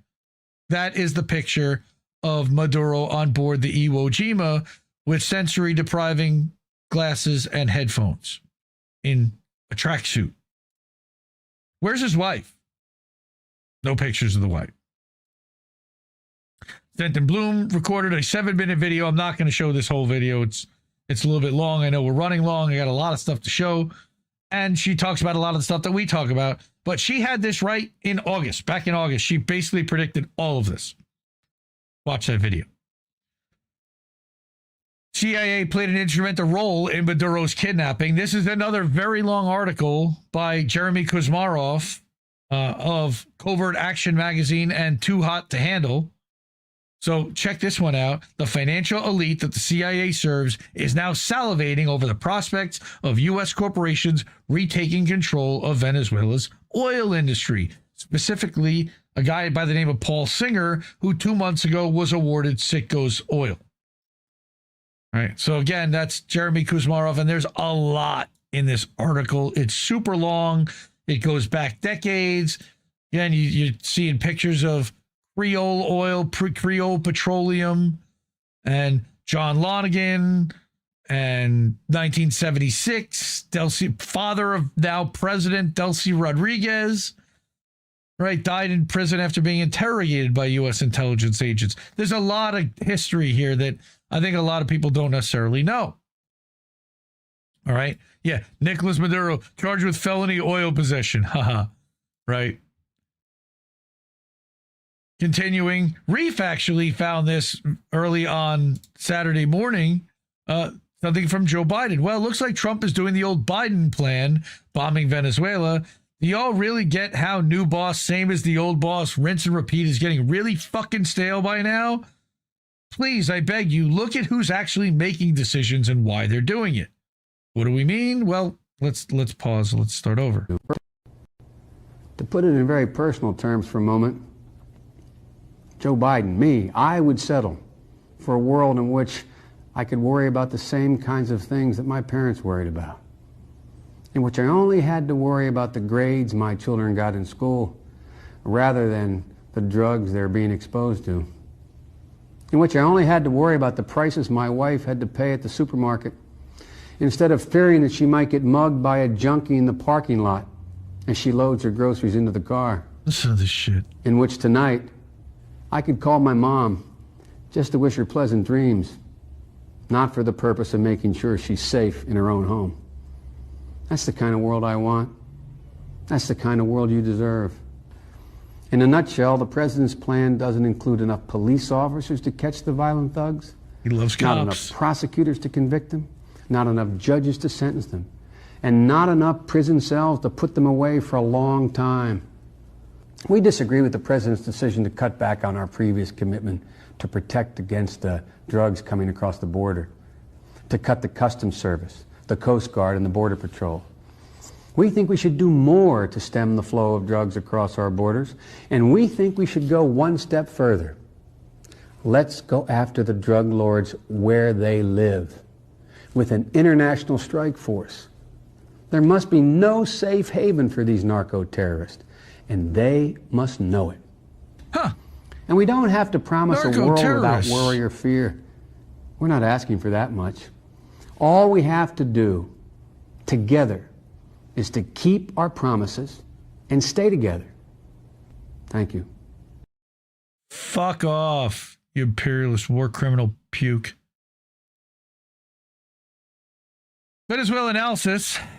U.S. authorities no longer, again, my point is that Trump used this exact same narrative and line of talking in order to try to build this case for why he had to go do this. And then, of course, when he got to New York, they didn't mention anything about drugs, fentanyl, narco-terrorism, or anything. They blew over 100 boats out of the water. No explanation, no trial, no evidence. U.S. authorities no longer even bother to specify why they're conducting the extrajudicial murders. By our account, it's up to 37 boats and 115 civilians assassinated. At least 115, because in the December 30th bombings, there were alleged survivors. All right? And here's U.S. Southern Command bragging about blowing these boats out of the water. We have no standing or authority to do this. They claim it's international water. Why are we doing this? Why? Here's Gen X girl pointing out that Trump is no different from the warmongers that he claims to hate. 89, here's Bush abducting President Noriega. Now, abducting or kidnapping heads of state is nothing new, right? And what about Bush capturing Hussein or Gaddafi or Hugo Chavez, which they abducted and then brought back 72 hours later? Let's hear George H.W. Bush talking about Noriega, minute 15. And to safeguard the lives of American citizens. And that is why I directed our armed forces to protect the lives of American citizens in Panama and to bring General Noriega to justice in the United States. Good afternoon. Yesterday, December the 13th, at around 8:30 p.m. Baghdad time, United States military forces captured Saddam Hussein alive. He was found near a farmhouse outside the city of Tikrit in a swift raid conducted without casualties. Wow. Huh. Unconfirmed. Yeah. Unconfirmed. No. Unconfirmed reports about Gaddafi being captured. And of unconfirmed reports. Yes, we came, we saw, he died. Did it have No difference. Fuck the duopoly. Shout out to Gen X Girl for the video on this one. Matt Kennard pointing out that Starmer said that he needed to establish all the facts before commenting on the capturing and kidnapping illegal rendition of Maduro. What I can say is that the UK was not involved in any way in this operation, and he was waiting for his marching orders before he had an opinion. Fucking cowardice puke. Now, Colin challenged people who there was an entire narrative, even coming from corporate Democrats, about what a dictator Maduro was, except that he was legally, duly elected in his country in 2024. We covered that on How Do We Miss That? And a lot of other journalists did. Colin points out the idea that Maduro is a dictator is based purely on political, racist propaganda. Global South countries who don't tap dance for the Western Empire are considered backwards or communists or dictatorships. Unfortunately, even the educated among us are not immune to this thinking. And he said he was disgusted with people from church that were fear-mongering and talking smack about all of this and, you know, getting with the red, white, and blue propaganda. Yeah, get those commies. And again, they play into this fear-mongering constantly, and they're good at it. Asal Rod points out the way that they whitewash imperialism is with headlines that most people read. They captured Maduro. They didn't kidnap him illegally. They didn't invade a sovereign country. They captured him. And this was across the New York Times, the BBC, Reuters, and CNN. All the same narrative. The same word to describe exactly how they took him. Weird. Weird that they don't use illegal, war, coup, international law, violation, or sovereignty. This is how you normalize imperialism. I said they also never say regime change, which is what they are trying to accomplish here. Next, David Icke pointing out and sharing this video, which was shared by Wall Street apes. Venezuelans are crying on their knees, thanking Trump. Except this is AI and it's complete bullshit, and it got community noted. This is the kind of Israel slop being generated. All right, David Icke, the propaganda lies are coming at us like machine gun fire at this point. All right? There you go. Then you've also got, I needed to bring some levity and some humor to this whole thing because it's really insane. All right? Trump abducts elderly Venezuelan couple because taking hostages is good now. In the humanitarian move of the decade, the U.S. has bombed a sovereign nation and abducted its leader to liberate the world's largest proven oil reserves. The move happens to be in violation of international law, but this shows the law didn't want Venezuela's oil to be free. Clearly, the law is the problem here. The blood on the streets of Caracas isn't even dry, but Trump has confirmed that U.S. corporations will be selflessly involved in the rebuilding effort. It's unclear if Trump will stop murdering Venezuelan fishermen, but he will continue to bomb Maduro loyalists because only those who obey him are allowed to live. This is how freedom works. Excitingly, the U.S. abducted President Maduro and his wife from their home in a move that was surprising because the U.S. told us it's wrong to invade a country and take hostages. If you're struggling to keep up, just know that whatever Trump says is always right. The U.S. has confirmed that several of its soldiers were injured during the elderly couple's abduction. All the injured soldiers agree it was worth almost dying so oil billionaires could get another payday. Their selflessness truly knows no bounds. Maduro is facing accusations of drug trafficking that have the unfortunate snag of zero evidence. However, his wife is 100% guilty of marrying him, and therefore she's getting the electric chair. Awkwardly, a U.S. report mistakenly admitted that Maduro does not play a role in the drug trade. As Maduro himself pointed out, he has oil and gold, so why would he need drugs? Small details like that are unimportant, though. What matters is that we're pretending that Maduro smuggled drugs into the U.S. That is much worse when the CIA than when the CIA smuggles drugs into the U.S. Trump said that the abduction of the Maduros sends a message that the U.S. is not going to be pushed around because it definitely wasn't the U.S. that was being pushed around in this equation. It definitely was the U.S. being pushed around in this equation. There's optimism that Trump will abduct other leaders such as Gustavo Petro, who was wrongly elected by the Colombian people. Petro is likely to be charged with seeing Palestinians as human, which is also one of Maduro's many crimes. You understand why he had to be stopped. The U.S. located Maduro with the help of a CIA source, also known as a snitch. The snitch is set to receive the $50 million bounty that the U.S. was offering for Maduro's capture. But let's be honest, we would all sell out Keir Starmer for $50 million, so who could blame him? Well, it turns out that the U.S. is quite capable of arresting foreign leaders as long as there is not an international arrest warrant out for them, like in the case of Netanyahu. That is one situation where it would be wrong to arrest an international leader, right?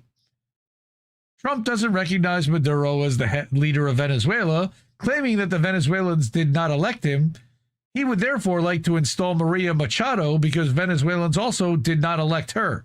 Consistency, of course, is important. Machado, who has a face that Venezuelan children see in their nightmares, was jubilant as bombs rained down on Caracas. She cheered on the murder of her people like only a winner of Nobel Peace Prize could. The U.S. believes in freedom and democracy so much that it wants to install Machado, even though 91% of Venezuelans disapprove of her. Machado is aware that this move would be controversial, so she's decided that Edmundo Gonzalez should be the one who gives the oil and gold to the U.S. She's a true patriot. If Venezuelans protest against the looting of their country, they'll be gunned down in the street because that sort of thing's only wrong when it happens in Iran.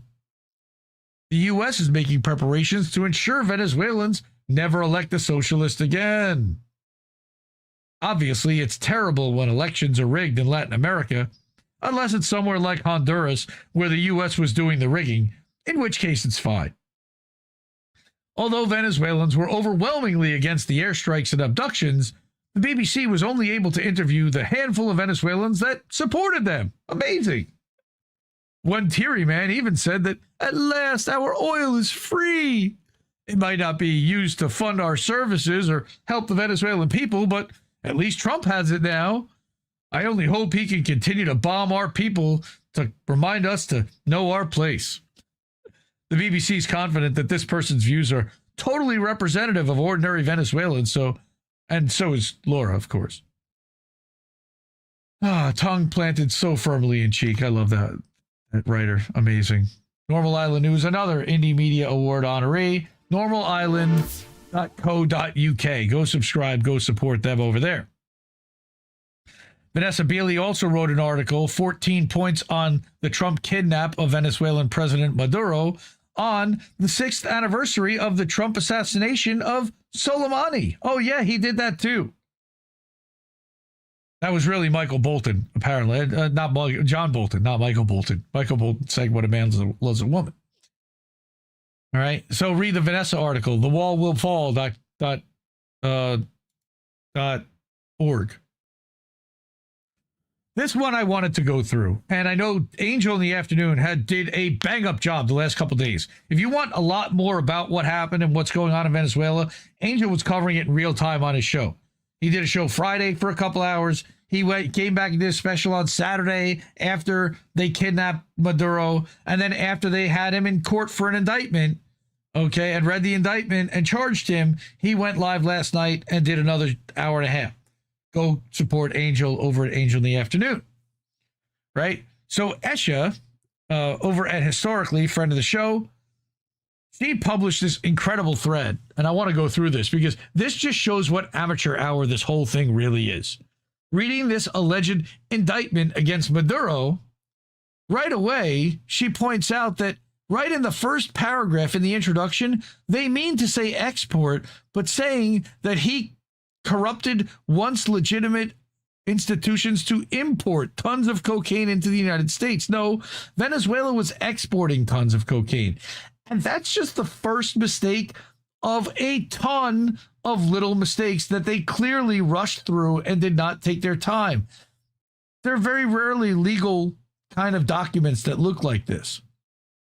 She says the National Assembly, when it was opposition controlled, passed zero laws. Therefore, this claim was such bullshit, all right, of him disbanding that, right? The complaint about the low-quality cocaine shipped to New York is hilarious, right? And that possession of machine guns, dude, he has an entire army behind him. What do you mean he has possession of machine guns? He's allowed. He's the leader of a country. All right, here's the ICJ ruling of the Democratic Republic of Congo versus Belgium, heads of state are immune from foreign prosecution. Southern District of New York calls Maduro a de facto but illegitimate to bypass this. That's also nuts. Says who? Edison Research? Is the U.S. sure that it wants this precedent given previous presidential conduct here? Probably not. Right? Keep going. Here's more bullshit.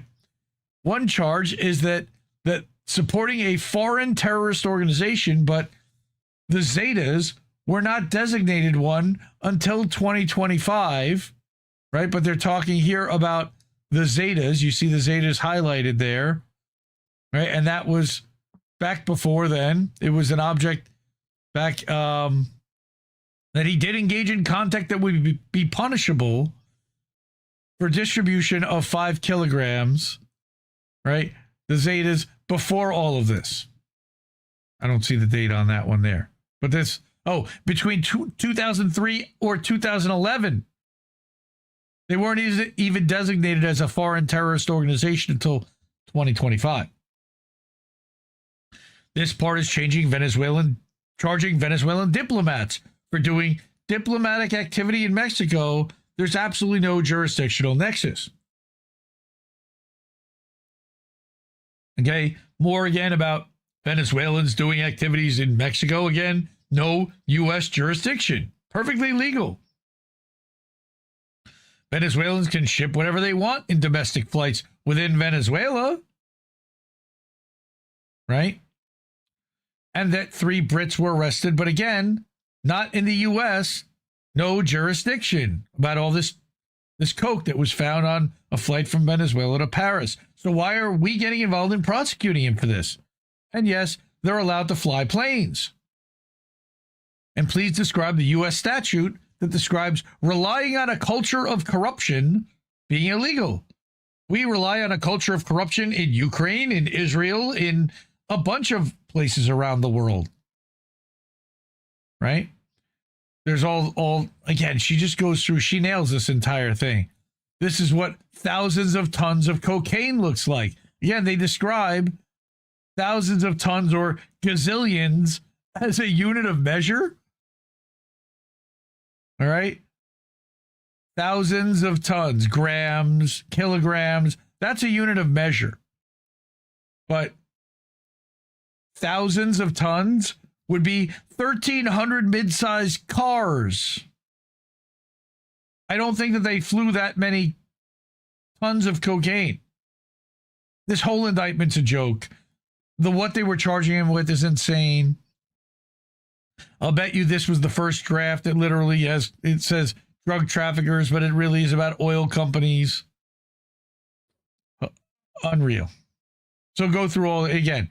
Someone also brought to her attention that the Air France 2013 shit, these suitcases that would have to be filled with nothing but cocaine, 1,300 of them, 41 suitcases. Sure, that just happened. They're not sending their best. Then here's a little twist, surprise. Maduro hired Julian Assange's lawyer, whose name is Barry Pollock, the guy that actually got him out of prison, to represent him. I just thought that was interesting. That's Barry Pollock, according to RT. You also, again, thanks to Golden Monarch for sharing this, that the leader of the Venezuelan opposition, Machado, this was back in 2024, had proposed using Bitcoin as a strategic national reserve asset. Bitcoin is not an asset, folks. It's digital whatever. It's a risk. It's not an asset. Assets have return on investment. All right. Besides the appreciation that it may gain, that there is nothing behind Bitcoin. I hate to say it, it's scam. It's sham. Flip it as soon as you get it. Again, I go back to Sir Escanor, who talks about, and he again is accusing even Maduro of possibly being in on this. Pre-lit, pre-approved, pre-packaged for TV. The Venezuela celebration clips are straight up staged, faked, repurposed, and pushed by engagement hookers who grift off feeding you bullshit. Prostitutes like Wall Street Apes that I showed before, Betty Johnson, who I talked about in the Somali thing, and Alex Jones, Dinesh D'Souza, Eric Doherty. You've seen a lot of him. And these clowns, Cat Turd and Gunther Eagleman and Nick Sortor. So many more. If you look at what happens every single time, if everyone sees exactly what they were trained to see, if you're on Team Red, Trump saved Venezuela. Team Blue, fascism, imperialism. Well, that's true. If you're a truther, Zion, banking, the Jews did it. Well, no, but it definitely did have Zionist backing. If you're a boomer, cartels and fentanyl and drugs, national security. And if you're the finance nerds, oil and debt and crypto rails and so on and so forth. Same footage, different hallucinations, because the footage isn't the point. They need you assigned. They need you in a lane, a tribe, a script, a leash that feels like freedom. So when you argue Maduro versus Machado or USA versus China or Zionist versus anti-Zionist, they're quietly wiring up the operation and feeding. That's why it always smells like coordinated theater. Maduro plays the villain, Machado plays the liberator, Trump plays the savior, Israel plays the invisible hand, China plays the looming threat, Russia is the Jaws song, oh, da, da, da, da, always in the background, and the audience plays itself. This is design, not chaos. A behavioral lab where your outrage becomes a metric, your shares become a signal, and your opinions become a profile. It's all fake. But you know what's not fake? The control grid that they build while you're watching along and arguing about which asshole or empire on television should hold the leash. Again, Sir Escador. All the players, they're all imperialists. We all have no say over any of this. And then to tie this further to Israel are the Isaac Accords. And I think Reef and Colin talked about the Isaac Accords on INN News, which is similar to the way that the Trump administration previously in the first admin had pushed the Abraham Accords across the Middle East. They want a deal for the solidifying support for Israel across South America with the Isaac Accords, Isaac being Abraham's first son. And again, this is another long article by The Dissident, INN co-founder. Go support him at the307.substack.com, and he will help wrap this into a neat little bow. By the way, did you know that Javier Milei and Benjamin Milekowski, a.k.a. Netanyahu, are distant cousins? A lot of people here probably did, but for those who didn't, yeah, that's true. All right. This relates to the Isaac Accords initiative, modeled after the Abraham Accords, in an attempt to gain further influence in South America. And this is talking from Robert Inlakesh. We reported on this last month, talking about this article of why Israel is so interested in Venezuela. Both I reported on this show, and then the next night, Reef and Colin read the same article on INN News, unbeknownst to each other. All right? So, wow. I mean, it's remarkable that this has all been able to go down the way that it has. That there aren't more people, that are so many people are falling for it because, like Escanor said, they're placed into their own little bubbles and their own little kind of groups. And everybody is screeching part of the narrative, but very few are stepping back. Thank you so much from Kameshwari Kate. But so few are stepping back and looking at the big picture. Let's see what Kate has to say. Thanks for the breakdown of all the lanes. It gives structure to the way we all see things from our own lanes and end up fighting with each other. Thank you, really. Yeah, we need to be fighting again. Punch up. And I can't stress that enough. We need to be punching upwards. Right? And again, all these reports, with the exception of the one from Axios about walls, these all came from independent sources. We can do this and report on what's happening and call out the bullshit and exactly why this is happening and how and who's motivated and benefiting from it by using exclusively independent sources. All right. That didn't take nearly as long as I thought it would to get through all of it. Wow. Did I miss some of it? No. We're going to be up to fuck Israel right now. Awesome. before we get to that, support independent media because we need it more than ever. I appreciate everyone. We're not monetized by YouTube. Hopefully, maybe in 2026, INN will be remonetized. Congrats to our friend and brother JB for getting his channel remonetized. I think we say fuck Israel too much on this channel to be remonetized. And if so be it, I also don't really like having our money tied to the platforms. I prefer having it separated. So I ask that you support our network by doing one of these things. Go to Cash App, $Indie News Network, or ko-fi.com/Indie News Network, like Kameshwari Kate just did, or over at paypal.me/Indie News Network, at patreon.com/Indie News Network.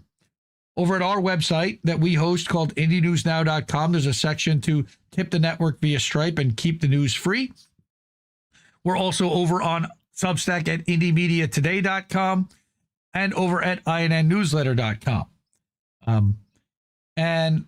Seven Sign has a question about Cocaine Mitch. So she was asking about, was it Mitch McConnell and his wife? Yes, they were all, there wasn't McConnell's Asian shipping family wife was also, where are we? Up. Also made Trump's Secretary of Transportation. Yes, there was a murder or mysterious death of a young family as well. Cocaine boat. Yes, I distinctly remember that during the first Trump administration. Cocaine Mitch, they call him. All right, and now he's resigning. Turtle Coke. That's right, Kurt Boss. All right. Yep, mutual aid, not mutual grape. Thank you. Well, we like mutual grape too. Mutual grapes are delicious, but mutual aid's even better. Okay, so I have several fuck Israel stories to go through that are infuriating. The first one of them, let's get to it right now, is this one right here. And let me hopefully they didn't take down the video from Instagram. Uh-oh. I think it might have been taken down. It was a Berlin protester who got tackled by cops. Wait, now all of a sudden it's just spinning. I have a feeling that it was taken down. This is evidence. Diane List Lady had posted this to her Instagram a few days ago, and I had it bookmarked, but I guess they took it down. So we'll have to get back to see if it comes back later. Come on. All right. BetBeat Media. I like Kareem. He wrote this article, 2 years, 1 million dead, 0 consequences. What did Israel lose? Well, nothing. Name one consequence. You can't. Welcome to capitalism. It's really depressing to read this article, but I think it's important to frame this, that we're not really winning this battle right now. Like, people are cheering about how, we're gaining ground or whatever. Not really. The ledger's in. The accountants have tallied the columns, and the verdict of the market is clear. Genocide pays. 2 years into Israel's systematic extermination of the Palestinian people, we can now assess the returns on investment. The ICC has issued arrest warrants for Netanyahu. Okay, independent estimates suggest the death toll approaches 1 million souls, though we'll never know the true number because the dead can't be counted when the counters themselves are buried beneath the rubble. The entire population of Gaza has been displaced, starved, bombed, and terrorized in what historians will one day recognize as the most documented genocide in human history. As you read this sentence, Palestinian babies are freezing to death in tents shredded by icy winds. The world is discussing fake ceasefire terms over coffee. And Israel has never been more powerful. This is not tragedy nor failure. This is the system working exactly as designed. So consider what Israel's gained. Its weapons industry has experienced a surge in global demand. The sales pitch writes itself, battle-tested. Every bomb dropped on a school, every missile fired into a refugee camp, every AI-assisted assassination of a family eating dinner These aren't war crimes in the language of capital. They're product demonstrations. The weapons that turned Gaza into a graveyard are now marketed worldwide with the implicit guarantee that they work. They kill. They've been proven on the bodies of children. The regional expansion continues unimpeded. Israeli forces now occupy Syrian territory. They hold Lebanese soil.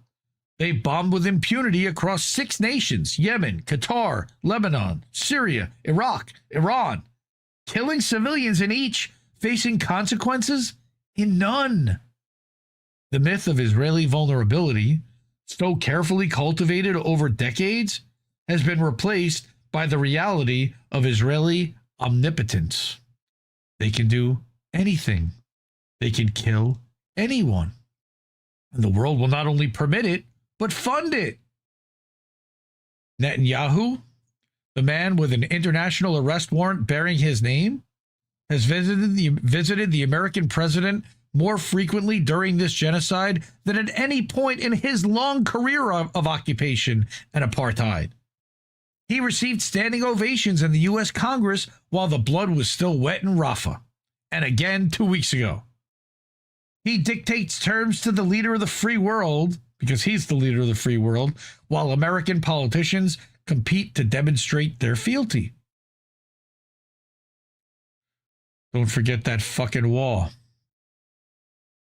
The colonization of the mind. But the territorial gains pale beyond the conquest of Western consciousness. The Zionist political machine has tightened its grip on the instruments of perception itself. TikTok, the platform where young Americans watched in real time as Israel committed atrocities their news networks refused to show, has been purchased by allies of the Israeli state. CBS, one of the last vestiges of network news, has fallen into similar hands. The infrastructure of information, the very means by which a society knows what is real, is being systematically absorbed by those with a vested interest in making genocide invisible, at least, and acceptable at most. All right? Again, reminding people that ByteDance handed over control of TikTok to Larry Ellison's group. The campus crackdowns revealed the architecture of suppression. American students who protested the slaughter were beaten, arrested, expelled, and branded as terrorists. Jewish students who joined them were called self-hating traitors. Professors were fired. Careers were ended. People were doxxed. The message was explicit. Solidarity with the dying will cost you everything. Complicity with the killers costs nothing, except your conscience and your soul. Meanwhile, the algorithms have been recalibrated. Islamophobic content floods every platform, manufacturing the hatred necessary to render Muslim death meaningless to Western audiences, including the Somalis that we've been talking about. Palestinians are not individuals with names and dreams and histories. They're Arabs. They're Muslims. They're the civilizational enemy. This is not accidental. It's strategic. Every viral post depicting Muslims as barbaric, every algorithmic post to content dehumanizing Arabs lays the psychological groundwork for the next massacre. You cannot grieve for people that you've been trained to despise. Imagine children who've been systematically stripped of every adult who loved them, delivered into the custody of a system that produced Epstein and his clients. And we're going to talk about that in a minute, right?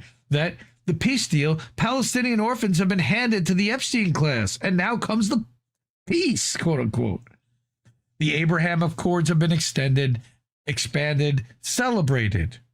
Netanyahu and Trump, the indicted war criminal and the convicted felon, have together decided the fate of Gaza and its people. Not just them. It's also been the bankers and the people who predated Trump coming back into office. Remember, we reported on the Gaza 2030 plan, 2035 plan, back when Biden was still in office. The details emerged like dispatches from hell. The territory will be administered. The population will be managed. The children The tens of thousands of orphans created by Israeli bombs, many of whom watched their parents die, who pulled siblings from rubble, who've known nothing but terror for 2 years, will be absorbed into a system designed by the architects of their destruction. You think that it's going to look out for those amputees? Largest collection of child amputees in the history of the world is sitting in Gaza right now. They're going to need a ton of support. They're going to get none of it. We know what the system produces. We've seen its previous outputs. Jeffrey Epstein didn't emerge from nowhere. He was a product of this world, the intelligence agencies, the financial networks. Are you hearing me, Jamie Dimon? The private islands where the powerful conducted their depravities beyond the reach of law or conscience, Richard Branson. His client list reads like a directory of Western power. His operation, as documented in recently released files, was known to governments and protected by them. He estimated that federal authorities knew about roughly 20 of the children he trafficked. They knew, and they did nothing because he was useful, because he was connected, because the powerful protect their own. Okay? Now imagine that those same networks, same intelligence services, those same billionaires, those same captured politicians, given oversight of a population of orphan children with no parents to protect them, no records to trace them, and no advocates to speak for them? This isn't speculation. This is trajectory. This is what's happening right now. Look at all the orphan Palestinian kids. Tens of thousands, perhaps hundreds of thousands of orphans, desperate for love, safety, a single adult who wouldn't harm them. And now you've got the Epstein class getting their hands on them, potentially? Gross. What the genocide has proven beyond any reasonable doubt is that atrocity is profitable. Every metric that matters to capital has improved for Israel. Stock prices in defense contractors have risen. Export revenues have increased. Political influence has been expanded. Territory's been gained. Enemies eliminated. The international legal system has been revealed as theater. Impressive staging, no enforcement. The human rights framework constructed after the Holocaust has been exposed as a facade, a story that the powerful tell while doing precisely as they please. The market has spoken. Mass murder is a growth industry. And this shouldn't surprise us. Capitalism has always rewarded what it claims to deplore. The slave trade, enormously profitable. The Congo, profitable. Opioid epidemic, profitable. Every atrocity that can be monetized will be monetized because the system has no mechanism for moral judgment, only price signals. And the price signals on Palestinian life is clear. It's zero, less than zero. Palestinian death actively generates value. This is why the same personality types rise to dominance in corporate suites and the corridors of power. The system selects those willing to do what others will not. The hesitant are outcompeted. The ethical are eliminated. What remains at the apex of capitalist society is a concentration of individuals for whom other beings are instruments, tools to be used, resources to be extracted, obstacles to be removed. We have clinical terms for people who view others this way. We call them sociopaths. We call them psychopaths. We study them in abnormal psychology classes as cautionary examples of human development gone wrong. And then we make them CEOs, we make them presidents, we make them the architects of our algorithmic future. All right. The macro pattern. What is true of individuals is also true of nations. Israel's triumph through genocide is not an aberration. It's capitalism functioning at a civilizational scale. The nation that commits the worst crimes most efficiently, that extracts the most value from human suffering, that most completely captures the regulatory systems meant to restrain it, that nation wins. It receives investment. It gains allies and it expands.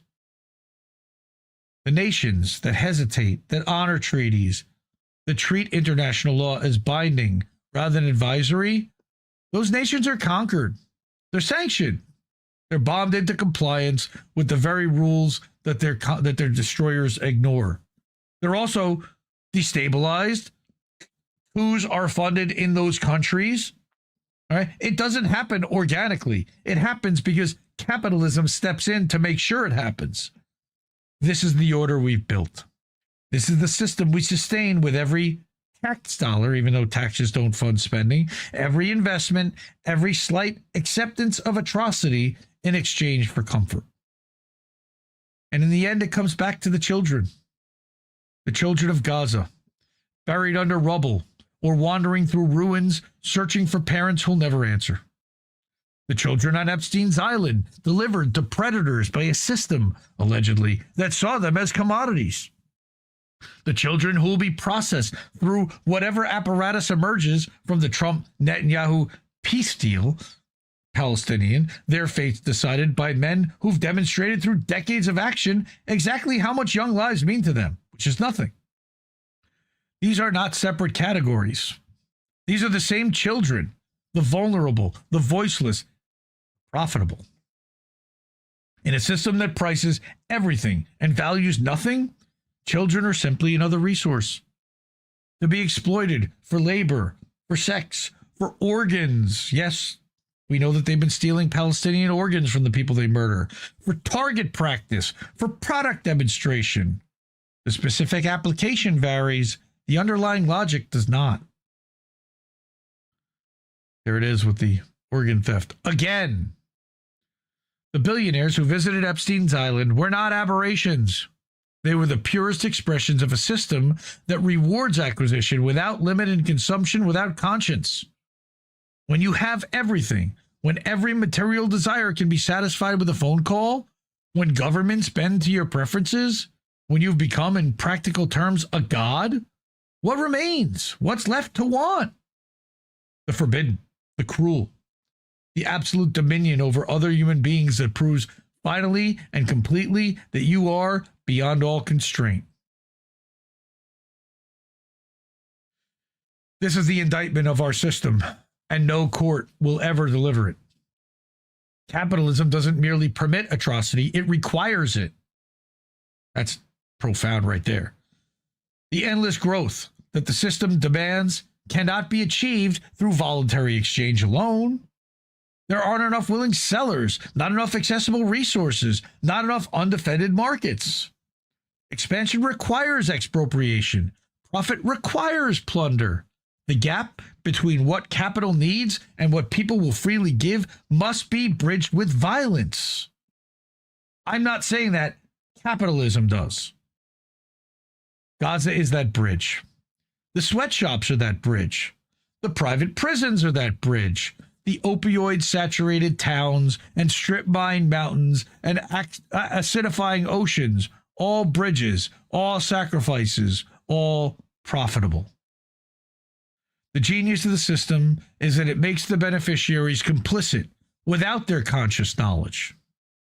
We condemn the genocide over breakfast and check our investment portfolios over lunch, not realizing that the same companies profiting from the bombs are nestled in our retirement funds.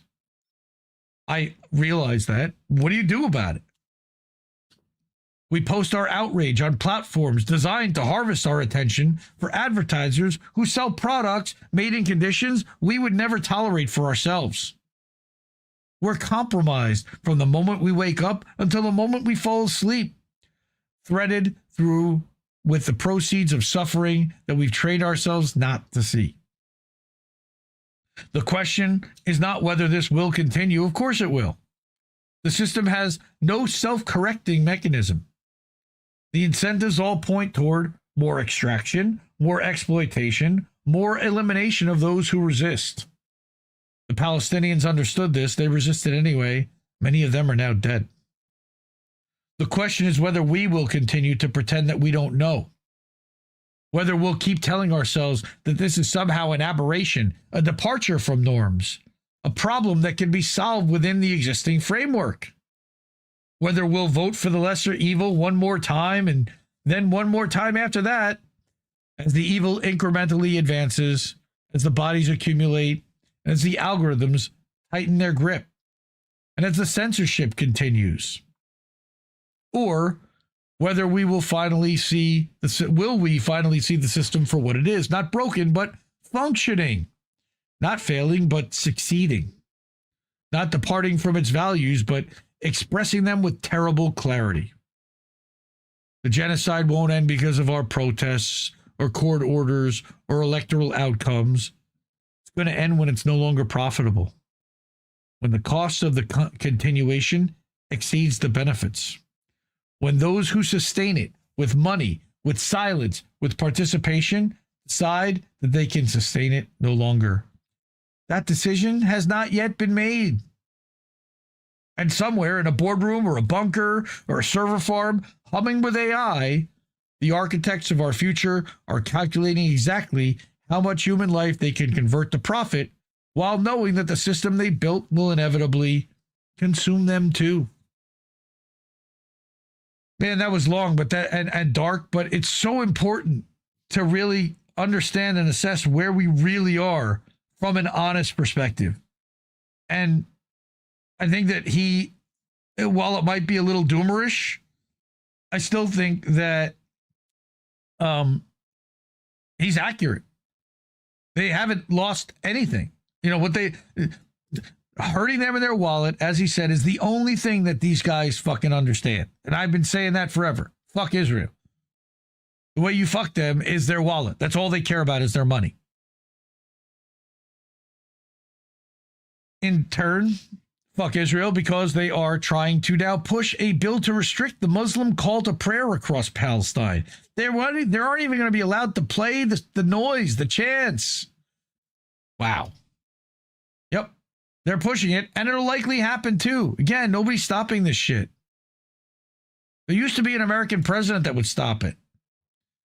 Getting back to Professor Asal Rad, this one's crazy. A Palestinian called the police when illegal settlers harassed him on his land. Israeli soldiers came and arrested the Palestinian.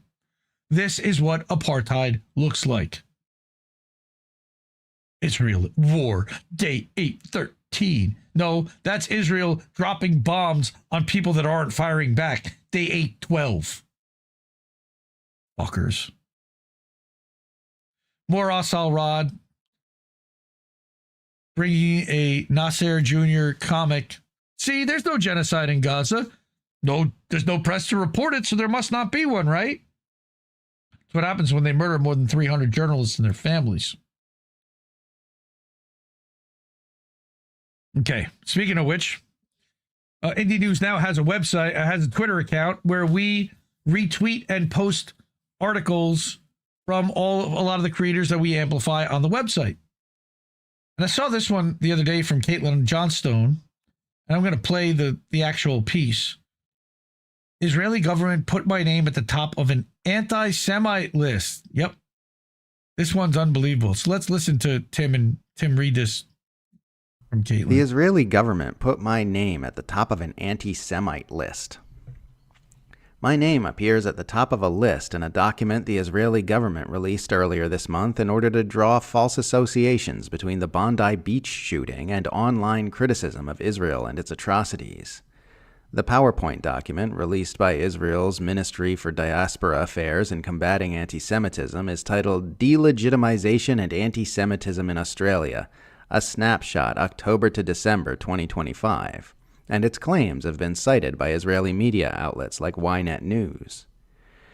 Page 5 of the document is titled Actors, Key Generators of Anti-Semitism and Delegitimization in Australia, where the name Caitlin Johnston is listed at the top of a column titled Active Influencers and Content Creators, which is ranked by number of followers.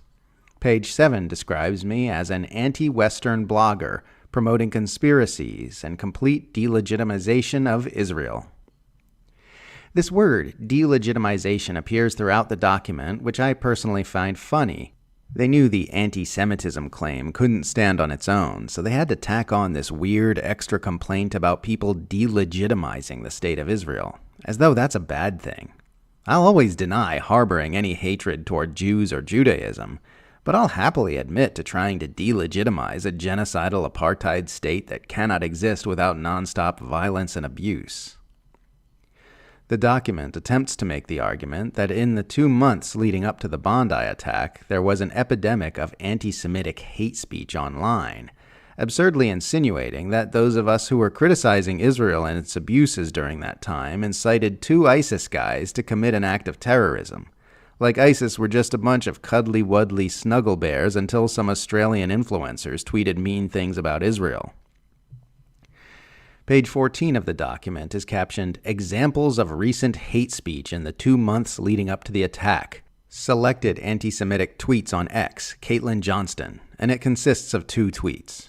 You can tell whoever collected them was just doing advanced searches for specific keywords from the people on their list because the word Jewish is highlighted in one of their screenshotted tweets, which means they had to scroll past the many tweets I've made over the years which would contradict the anti-Semitism narrative they're trying to build.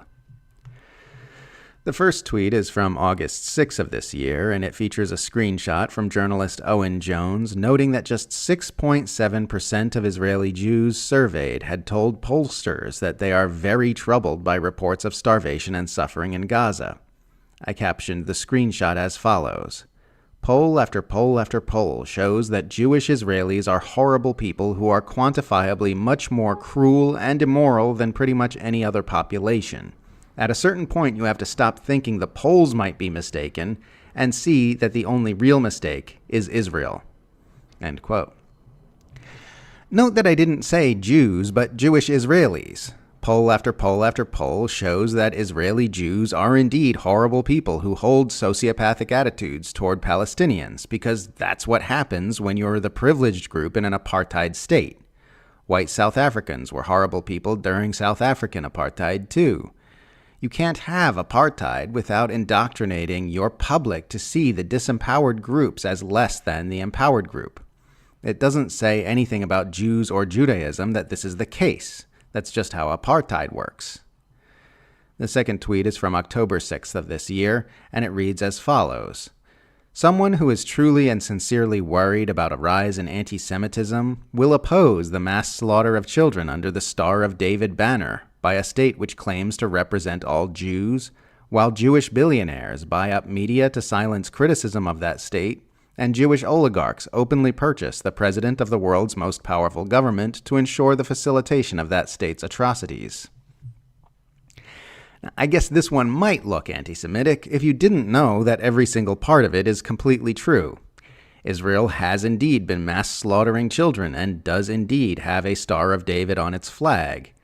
Israel is indeed claiming to represent all Jews when it argues that criticism of Israel is hateful toward everyone who is Jewish. Larry Ellison's family has indeed been buying up media platforms like CBS, where virulent Zionist Barry Weiss has been put in command, and purchasing control of TikTok after Congress forced its sale to stomp out criticism of Israel. President Donald Trump has indeed repeatedly admitted to being controlled by mega-donor Miriam Adelson, the world's richest Israeli. These dynamics are indeed likely to feed into anti-Semitism in a very real way. I didn't create those dynamics. Zionists did. This is the Israeli government's best argument that Australians like myself incited the Bondi attack. I tweeted about genocide and apartheid, and it violently radicalized a father and son in Sydney, who then apparently invented some kind of time machine and traveled back to 2019 to join ISIS. That's their strongest case. If you've been wondering why I've been writing so much about the Bondi Beach shooting, this is why. It's being used to justify an aggressive assault on freedom of speech and assembly in Australia, and that assault is happening at the forceful urging of the Australian Israel lobby and the Israeli government, which is now going so far as to compile official public lists of Australians who it deems guilty of dangerous wrongthink. Israel's Ministry of Diaspora Affairs and Combating Anti-Semitism also put together a full-page profile on me and my work back in September in a release titled Anti-Semitism and Anti-Zionism in Australia, Key Influencers, Incidents, Groups, and Trends, which I'll just copy here because it makes me look awesome. Here's a quote. Caitlin Johnston, an Australian independent journalist and political commentator. Her writings frequently describe Israel as a genocidal apartheid state and a settler colonialist project that perpetuates systemic violence and oppression. She argues that Israel's actions are not isolated incidents, but part of a broader strategy to maintain dominance over Palestinians. On her social media platforms, Caitlin Johnston frequently shares strongly anti-Israeli content in the context of the ongoing war in Gaza, while largely omitting criticism of Hamas. In a post dated April 15, 2025, she dismissed concerns about Israelis feeling unsafe, suggesting instead that their discomfort stems from a sense of guilt over what she described as the genocide in Gaza. In an Instagram post dated April 7, 2025, Johnston appears to indirectly justify the October 7th Hamas attack, stating that Hamas succeeded in exposing the true face of the empire. She went on to highlight alleged Israeli actions in Gaza since the attack, while omitting any acknowledgement of the massacre carried out by Hamas. End quote. The profile also includes some banger tweets I made, like, being a liberal Israel supporter these days probably feels like being a defense attorney for an accused murderer who won't shut up about how much he loves murdering. I'm not gonna lie, I do regard all this attention I'm getting from Israel as a compliment. Winding up at the top of an Israeli list of enemies is certainly more of an assurance that I'm doing the right thing than winning some shitty Western journalism award like a Pulitzer would ever be. But I'm also not gonna act like Miss Tough Girl and pretend it doesn't creep me the hell out at the same time to have this murderous ethno-state keeping an eye on me. Israel is so intensely creepy. Anyway, with that, I guess I'll just use this opportunity to remind everyone that I'm an entirely crowdfunded writer. So if you enjoy seeing me piss off the Israeli government, you can always toss a few coins in my hat to help fund my little operation here. Also, a friendly reminder that the best way to make sure you see everything I publish is to get on my free mailing list, which will always be 100% free regardless of whether or not you become a paying patron. Thanks for traveling along on this bizarre adventure with me. God, I love that woman. Support Caitlin Johnstone, Indie Media Award honoree, Mount Rushmore Hall of Famer, really. Just wow. Love her stuff. And she's being targeted because she's effective and because she makes amazing points and because she embarrasses the Israelis for all the shit that they pull. The Israeli government put my name at the top of an anti-Semite. Next, I got a few more and then we can start moving to the lightning round. This one really upset the shit out of me. And this one I'm going to read through because this is really important to understand. Yes, and Goop 1, Zionism is not a Jewish project, that it is, wait, hang on, I was looking for that. Yeah, Caitlin, that's right, everyone loves Caitlin. CaitlinJohnstone.com. It's actually CaitlinJohnsT.one, or I think her thing also will work. But hang on, let me see if I can find your, oh, here you go. Zionism is not a Jewish project. It's an imperialist construct and an instrument of its policy to perpetuate its domination of the Middle East through control of its vast resources. Totally agree. Been saying that. Okay, so I'm really pissed about this one. Council of State Media, another Indie Media Award honoree, class of 2024, Ricky.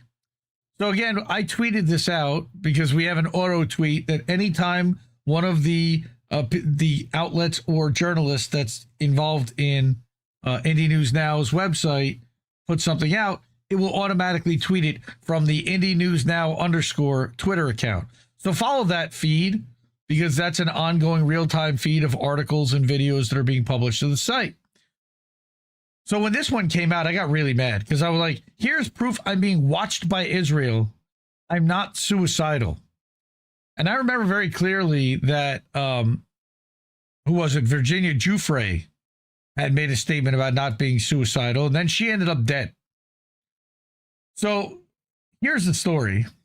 Ricky from Council of State Media says, here's proof I'm being watched by Israel. Evening, everyone. And he wrote this on New Year's Day. I would like to have started this piece by wishing everyone a Happy New Year, but this really isn't the time because I've just discovered I'm being watched by Israel. Now, before I go any further, I must state that I'm not suicidal, not in the slightest. Okay, here goes. I saw a Twitter user post that there was a spike in searches on their real name in Israel, even though they use an anonymous account. I therefore decided to run a search on my name and found the following. His name's Ricky Hale. Back somewhere around December 27th. Historically, there is no history of anyone searching my name in Israel, and then this sudden spike on December 27th. There's a similar spike on the same day in the UK, so I'm assuming some sort of coordination. All right. 2 days later, there was a huge spike in Israel on the name Council of State Media. This is where it gets scary.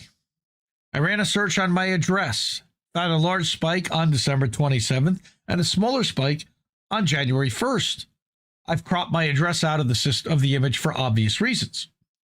I also found spikes on my home address in the UK on December 30th and January 1st. I even found spikes in searches on my phone number in Israel. I have no idea what the point of searching a phone number is, but they did it. Even worse, I hardly ever use a phone. I ran a search on my date of birth and found this, December 29th. I then ran searches on other terms, all for the past week. I'm not going to share all the screenshots because that would get tedious, but here's what I found. Spikes in searches in Israel on my high school, my Xbox gamer tag, my son's Xbox gamer tag, all my addresses dating back to childhood, my mother's maiden name, my father's name, the names of my 3 sons, but none of my daughters, weirdly enough, the dates of birth of 2 of my sons, the name of my eldest son's high school, the name of my other children's primary school, the name of a hospital around the corner. Again, all of this in the past week and all from Israel. There are probably searches on other things I haven't thought of yet, so I'm going to keep checking. If I find anything, I'll update this article.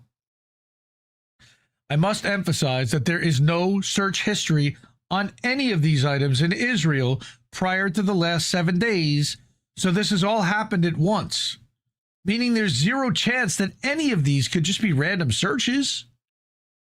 It looks like Israel has hacked our devices and found all the information they could on us.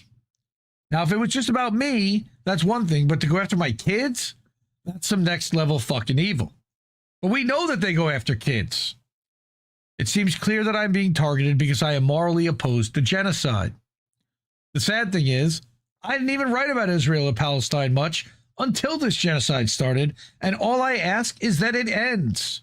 That's the most reasonable possible request, and yet it's too much to ask of these fucking lunatics. I must emphasize in the strongest possible terms that I am not suicidal. I am not mentally ill. I do not have any life-threatening health conditions. I don't drink, smoke, or take drugs, and I don't get involved in any sort of crime. If anything happens to me, you know it was them. If anything happens to my family, so help me God, I will raise hell. I've been warning you for some time of the dangers of mass surveillance and how things like digital ID and age verification are being implemented so that we can be watched at all times. I wasn't being paranoid. I was right all along. We are entering and we are in 1984. Fuck Israel. And support Ricky and Council of State Media. Again, an Indie Media Award honoree from the last class we did in 2024. Man, that got me so angry, but it fits, unfortunately. It fits Israel's MO to target journalists and their families. Isn't that what they did in Gaza for the last 2.5 years? They've been murdering journalists. The Where's Daddy program would literally track a journalist on their phone, wait till they got home and went to sleep, and then drop a bomb on the house to murder them and 3 generations of their family simultaneously. Is that going to happen in the UK? Maybe. I used to completely rule it out as a possibility that it might happen in a Western country. But I don't dismiss that that's a possibility, that that's a likelihood at this point, that they will make an example out of some journalist somewhere and their family to scare the crap out of everybody else to shut up and get in line. Man, that scares the crap out of me, and it makes me really sad because it's again one of those reasons how they're winning. They're targeting and killing all the journalists, and anybody that's going to say so is either going to be silenced, marginalized, or murdered. How are you going to get the truth? How are you going to get what's real? They don't ever want you to get what's real. They only want you to get what they determine to be real. That's what scares the crap out of me. That's why we keep doing what we're doing here. That's why we're on 7 platforms and self-hosting, so that there's no possibility of them being able to shut us down. Support independent media because we need it more than ever, fam. Really need your help with this. Cash App, $ Indie News Network. ko-fi.com/Indie News Network. At paypal.me/Indie News Network. Over at patreon.com/Indie News Network. We have our own website called IndieNewsNow.com where you can help fund the news and click on a button and tip our network directly there. And you can subscribe monthly via Substack at IndieMediaToday.com and over at INNNewsletter.com, which is where Indie News Network publishes our weekly update and several other shows as podcasts and live streams. So support independent media, support us all over the place wherever we can. Lady Alex M. I drove past an old Kings protest today. I didn't even know they still existed. Lots of American flags, of course. The signs had themes about bad Trump and Epstein files, save our democracy. Nothing on Palestine or Venezuela. Pathetic. Because they don't realize that this struggle is all intertwined. Or they just don't really want to understand it. Thank you, Vicky, for hearing me. I love you. I appreciate everybody that shows up and supports. All right. Yeah, it's just, it's really frustrating to see what's going on and everybody sucked into a narrative somewhere. Now, I also wanted to, we're going to get to this really quick lightning round and then we'll do the GoFundMes. First, we talked about Ecuador last month and Prospera and the election that was over there. Yeah, this idiot. But the election that happened, they had to disband the election because it was so obvious that it was rigged that nobody accepted it, and they had a redo. But as it turns out, when we had analyzed it, I actually thought that the guy that would be friendly to the Prospera initiative would be the one that would emerge because both of them were pro-Trump. And originally it was the other one that ended up being named the president. Well, that's a do-over. It's actually this guy, Asfura, who ended up being declared the new president of Honduras with 28,000 votes more than the last person, right? But before review of all the inconsistent ballots even got completed, they just shut it down, right? Bro, they're attacking countries for their colonies. They're going to war with Honduras over the network state. They are not playing the entire world is in grave danger. We literally just lost a fucking country to venture capitalists. Welcome to tech fascism. This is going to happen over and over and over again. It's a strategy that they're rolling out worldwide. Corporate-run cities. If you want to know a little bit more about that, you check out Last American Vagabond as well. Ryan Christian's been doing amazing work on that. Yep. And Ghost Art pointing out that they'd already run Richard Medhurst and George Galloway through the grinder, and other journalists as well. Sarah Wilkinson.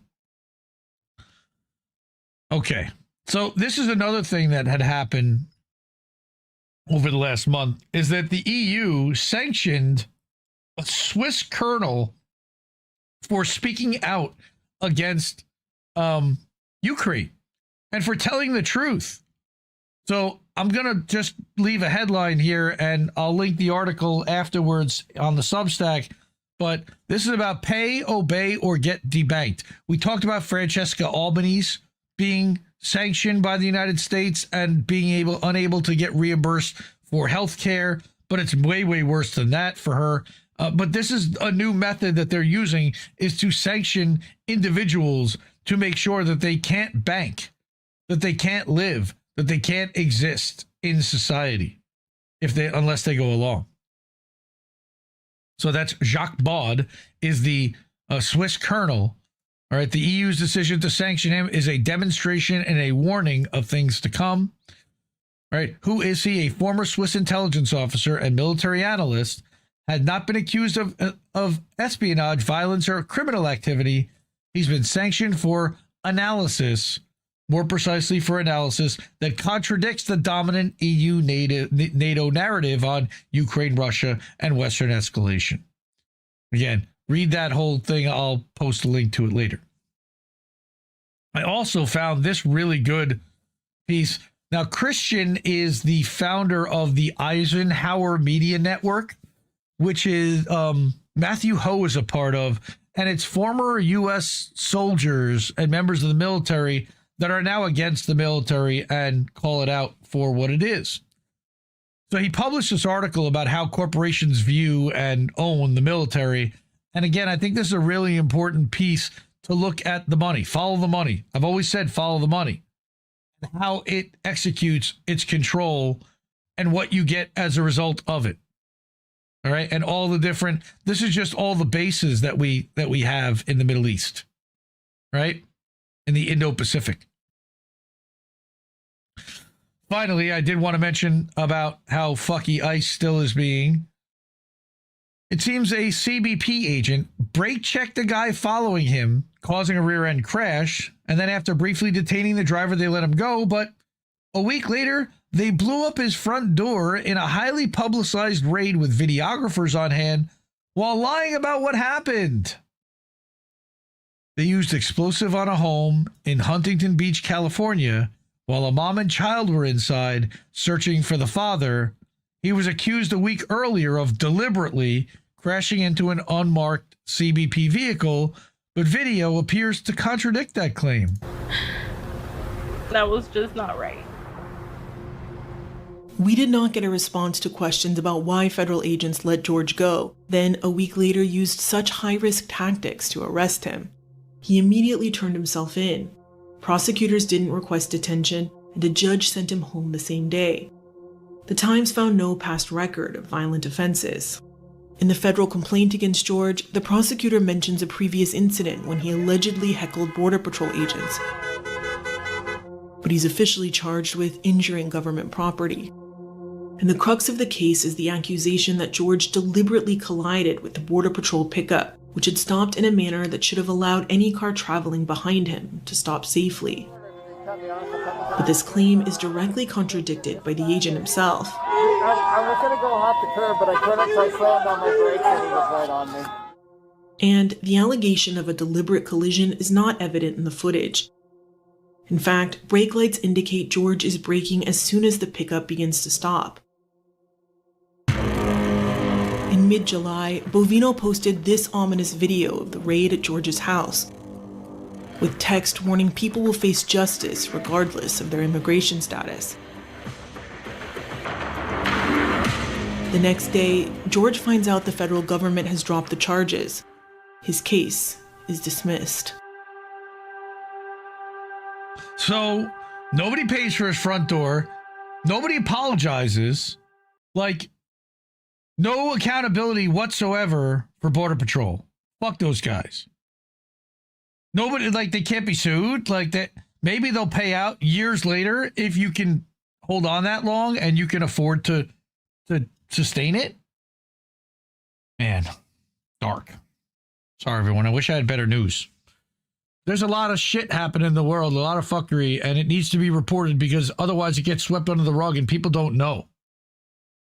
And then narratives form that things aren't as bad as they seem, or that It's nonsense. We see it all day long here. All you have to do is look. The thing is, a lot of people choose not to look or are actively trying not to look. So again, support independent media because we need it more than ever. I don't think a lot of places are bringing up those stories in a group. Ways to do that: Cash App, $, Indie News Network, ko-fi.com/Indie News Network, at paypal.me/Indie News Network, patreon.com/Indie News Network, our website, self-hosted at IndieNewsNow.com. You can leave a tip over there and keep the media free that you want to see. And that's our thing. Support the media you want to see. User-funded, independent, ad-free, corporate-free, anti-imperialist, anti-capitalist. Also over at the Substacks, INNnewsletter.com and IndieMediaToday.com. All right. Okay. Finally, I'm going to get to the GoFundMes. Shanda posted an update. Shanda Masta, Beauty and the Boomer. I realized I didn't even mention her last name last time we were live. Shanda Masta from Beauty and the Boomer online has been going through small cell lung cancer, which then expanded into her liver, and she gave us an update the other day that it further expanded again. All right, January 4th. Quick but important update. She's now going through experimental treatment. And again, I'll read it real quick. Hello, my dearest friends and family. I wanted to share a quick but important update. Over the past 6 weeks, I've spent much of my time in and out of hospitals and doctor's offices. I'm now in Seattle and receiving care at Fred Hutch Care Center. I completed second-line chemo in early December. Unfortunately, it didn't work as well as we'd hoped. While it did eliminate the 11 metastases in her liver, new metastases have appeared in her thyroid and right lung. The good news is that her brain scan is still clear. Since Thanksgiving, she's needed 8 blood transfusions, which made Christmas especially difficult, but she was grateful to still have a good day surrounded by family. Because of how aggressively her cancer is progressing, the local cancer center has exhausted its treatment options and referred her to Fred Hutch for third-line treatment. And that comes with a whole set of issues on its own. This means traveling over 100 miles, including a ferry ride into downtown Seattle. Shanda's car isn't reliable enough for that journey, but she's incredibly thankful for our dear friend Amber King, who lives in North Seattle. She came to get her, and she's currently staying with Amber while she undergoes treatment. She was initially scheduled to begin a clinical trial, but at this time she's considered too weak. Instead, the plan is to start a newly approved FDA drug, which was approved in November. This medication helps the immune system recognize and attack cancer cells. However, it comes with significant side effects, so she'll need to be hospitalized in Seattle for the first doses. She'll get a starter baby dose this Friday, followed by her first full dose a week from Friday on the 16th. She'll get treatment then every 2 weeks. She's scared, and we're scared for her, especially since this drug crosses the blood-brain barrier and can affect cognitive function. And because she can't afford to travel back and forth, she's going to be staying with Amber until there's a long enough break in treatment for her to go home. That's something she's still trying to figure out logistically, and being so far from home has been incredibly hard. She's very homesick and still covering the costs of life at home while also managing the expenses of being on the road and undergoing treatment. She misses her home, her bed, her cats, her doctors, her pharmacy, everything familiar. Navigating a new medical team in a big city while being this sick has been overwhelming. Fuck cancer, man. And fuck this medical system. Amber is taking wonderful care of her. Shout out to Amber. Love to Amber. But she'll need to return to Seattle every 2 weeks for months. Shanda's asked about financial assistance and is waiting to hear back, but she needs help now more than ever. So thank you from the bottom of her heart for all the love and support and kindness that we've shown her over the past 16 months. She truly would not have made it this far without her. Wishing all of us a very happy and healthy new year, and hope that 2026 brings better health and brighter days for all of us. And it breaks me to read that stuff. I love her, and fuck cancer. It's so sad that good people this happens to.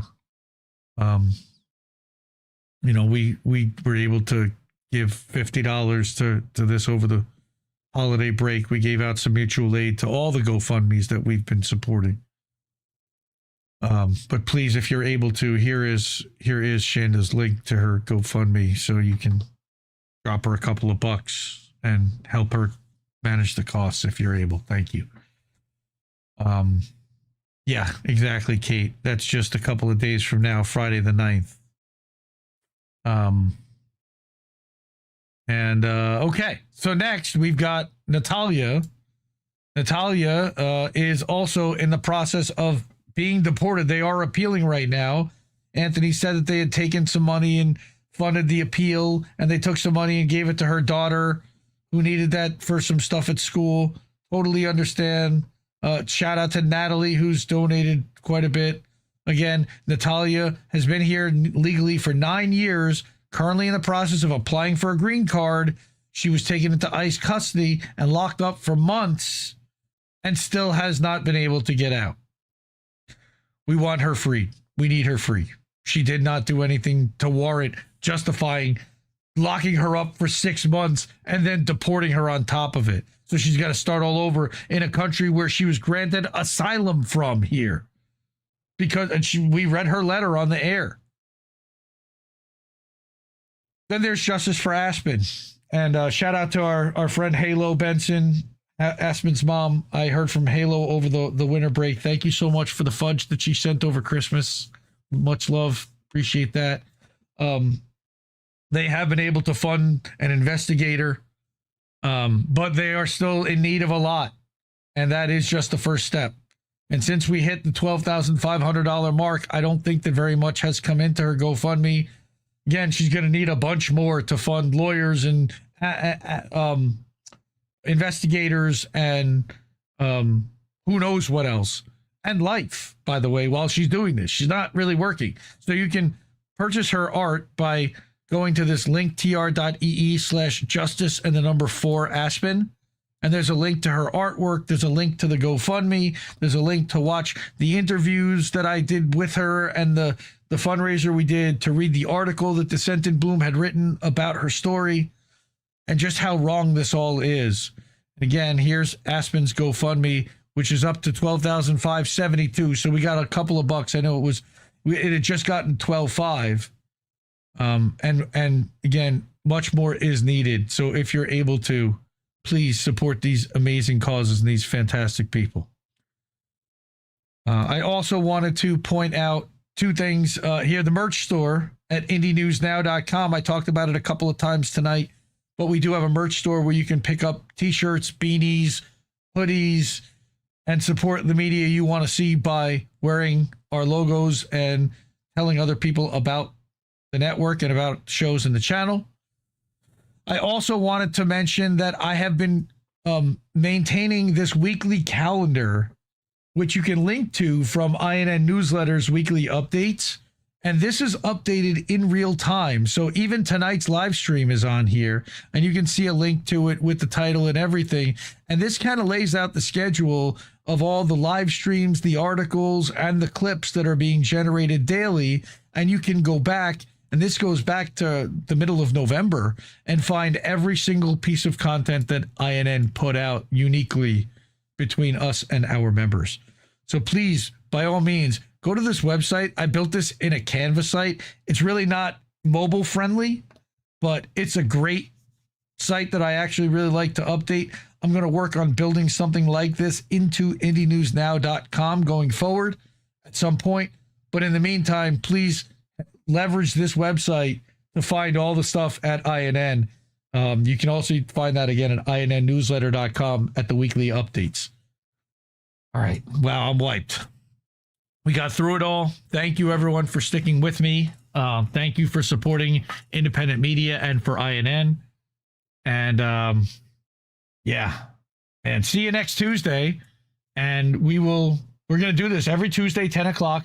I am going to be traveling the first week of February, but I intend to do this every Tuesday night in January. And stick with me. If you see anything that you think needs to be shown, share it with me. Tag me on Twitter, or tag me on Substack Notes somewhere. Tag INN if you can. And share all the other INN shows, INN News. Again, I'm going to be doing a tech tips show on Thursday night. Angel in the Afternoon on Friday. Pro Wrestling Talk on Saturday. Boats smashing into other boats on Sundays. We've got content basically 7 days a week for you. Thank you again for supporting independent media. Thanks for supporting me. Have a good night, and we'll see you soon, fam. I love you. No! We just fucking lost the stream!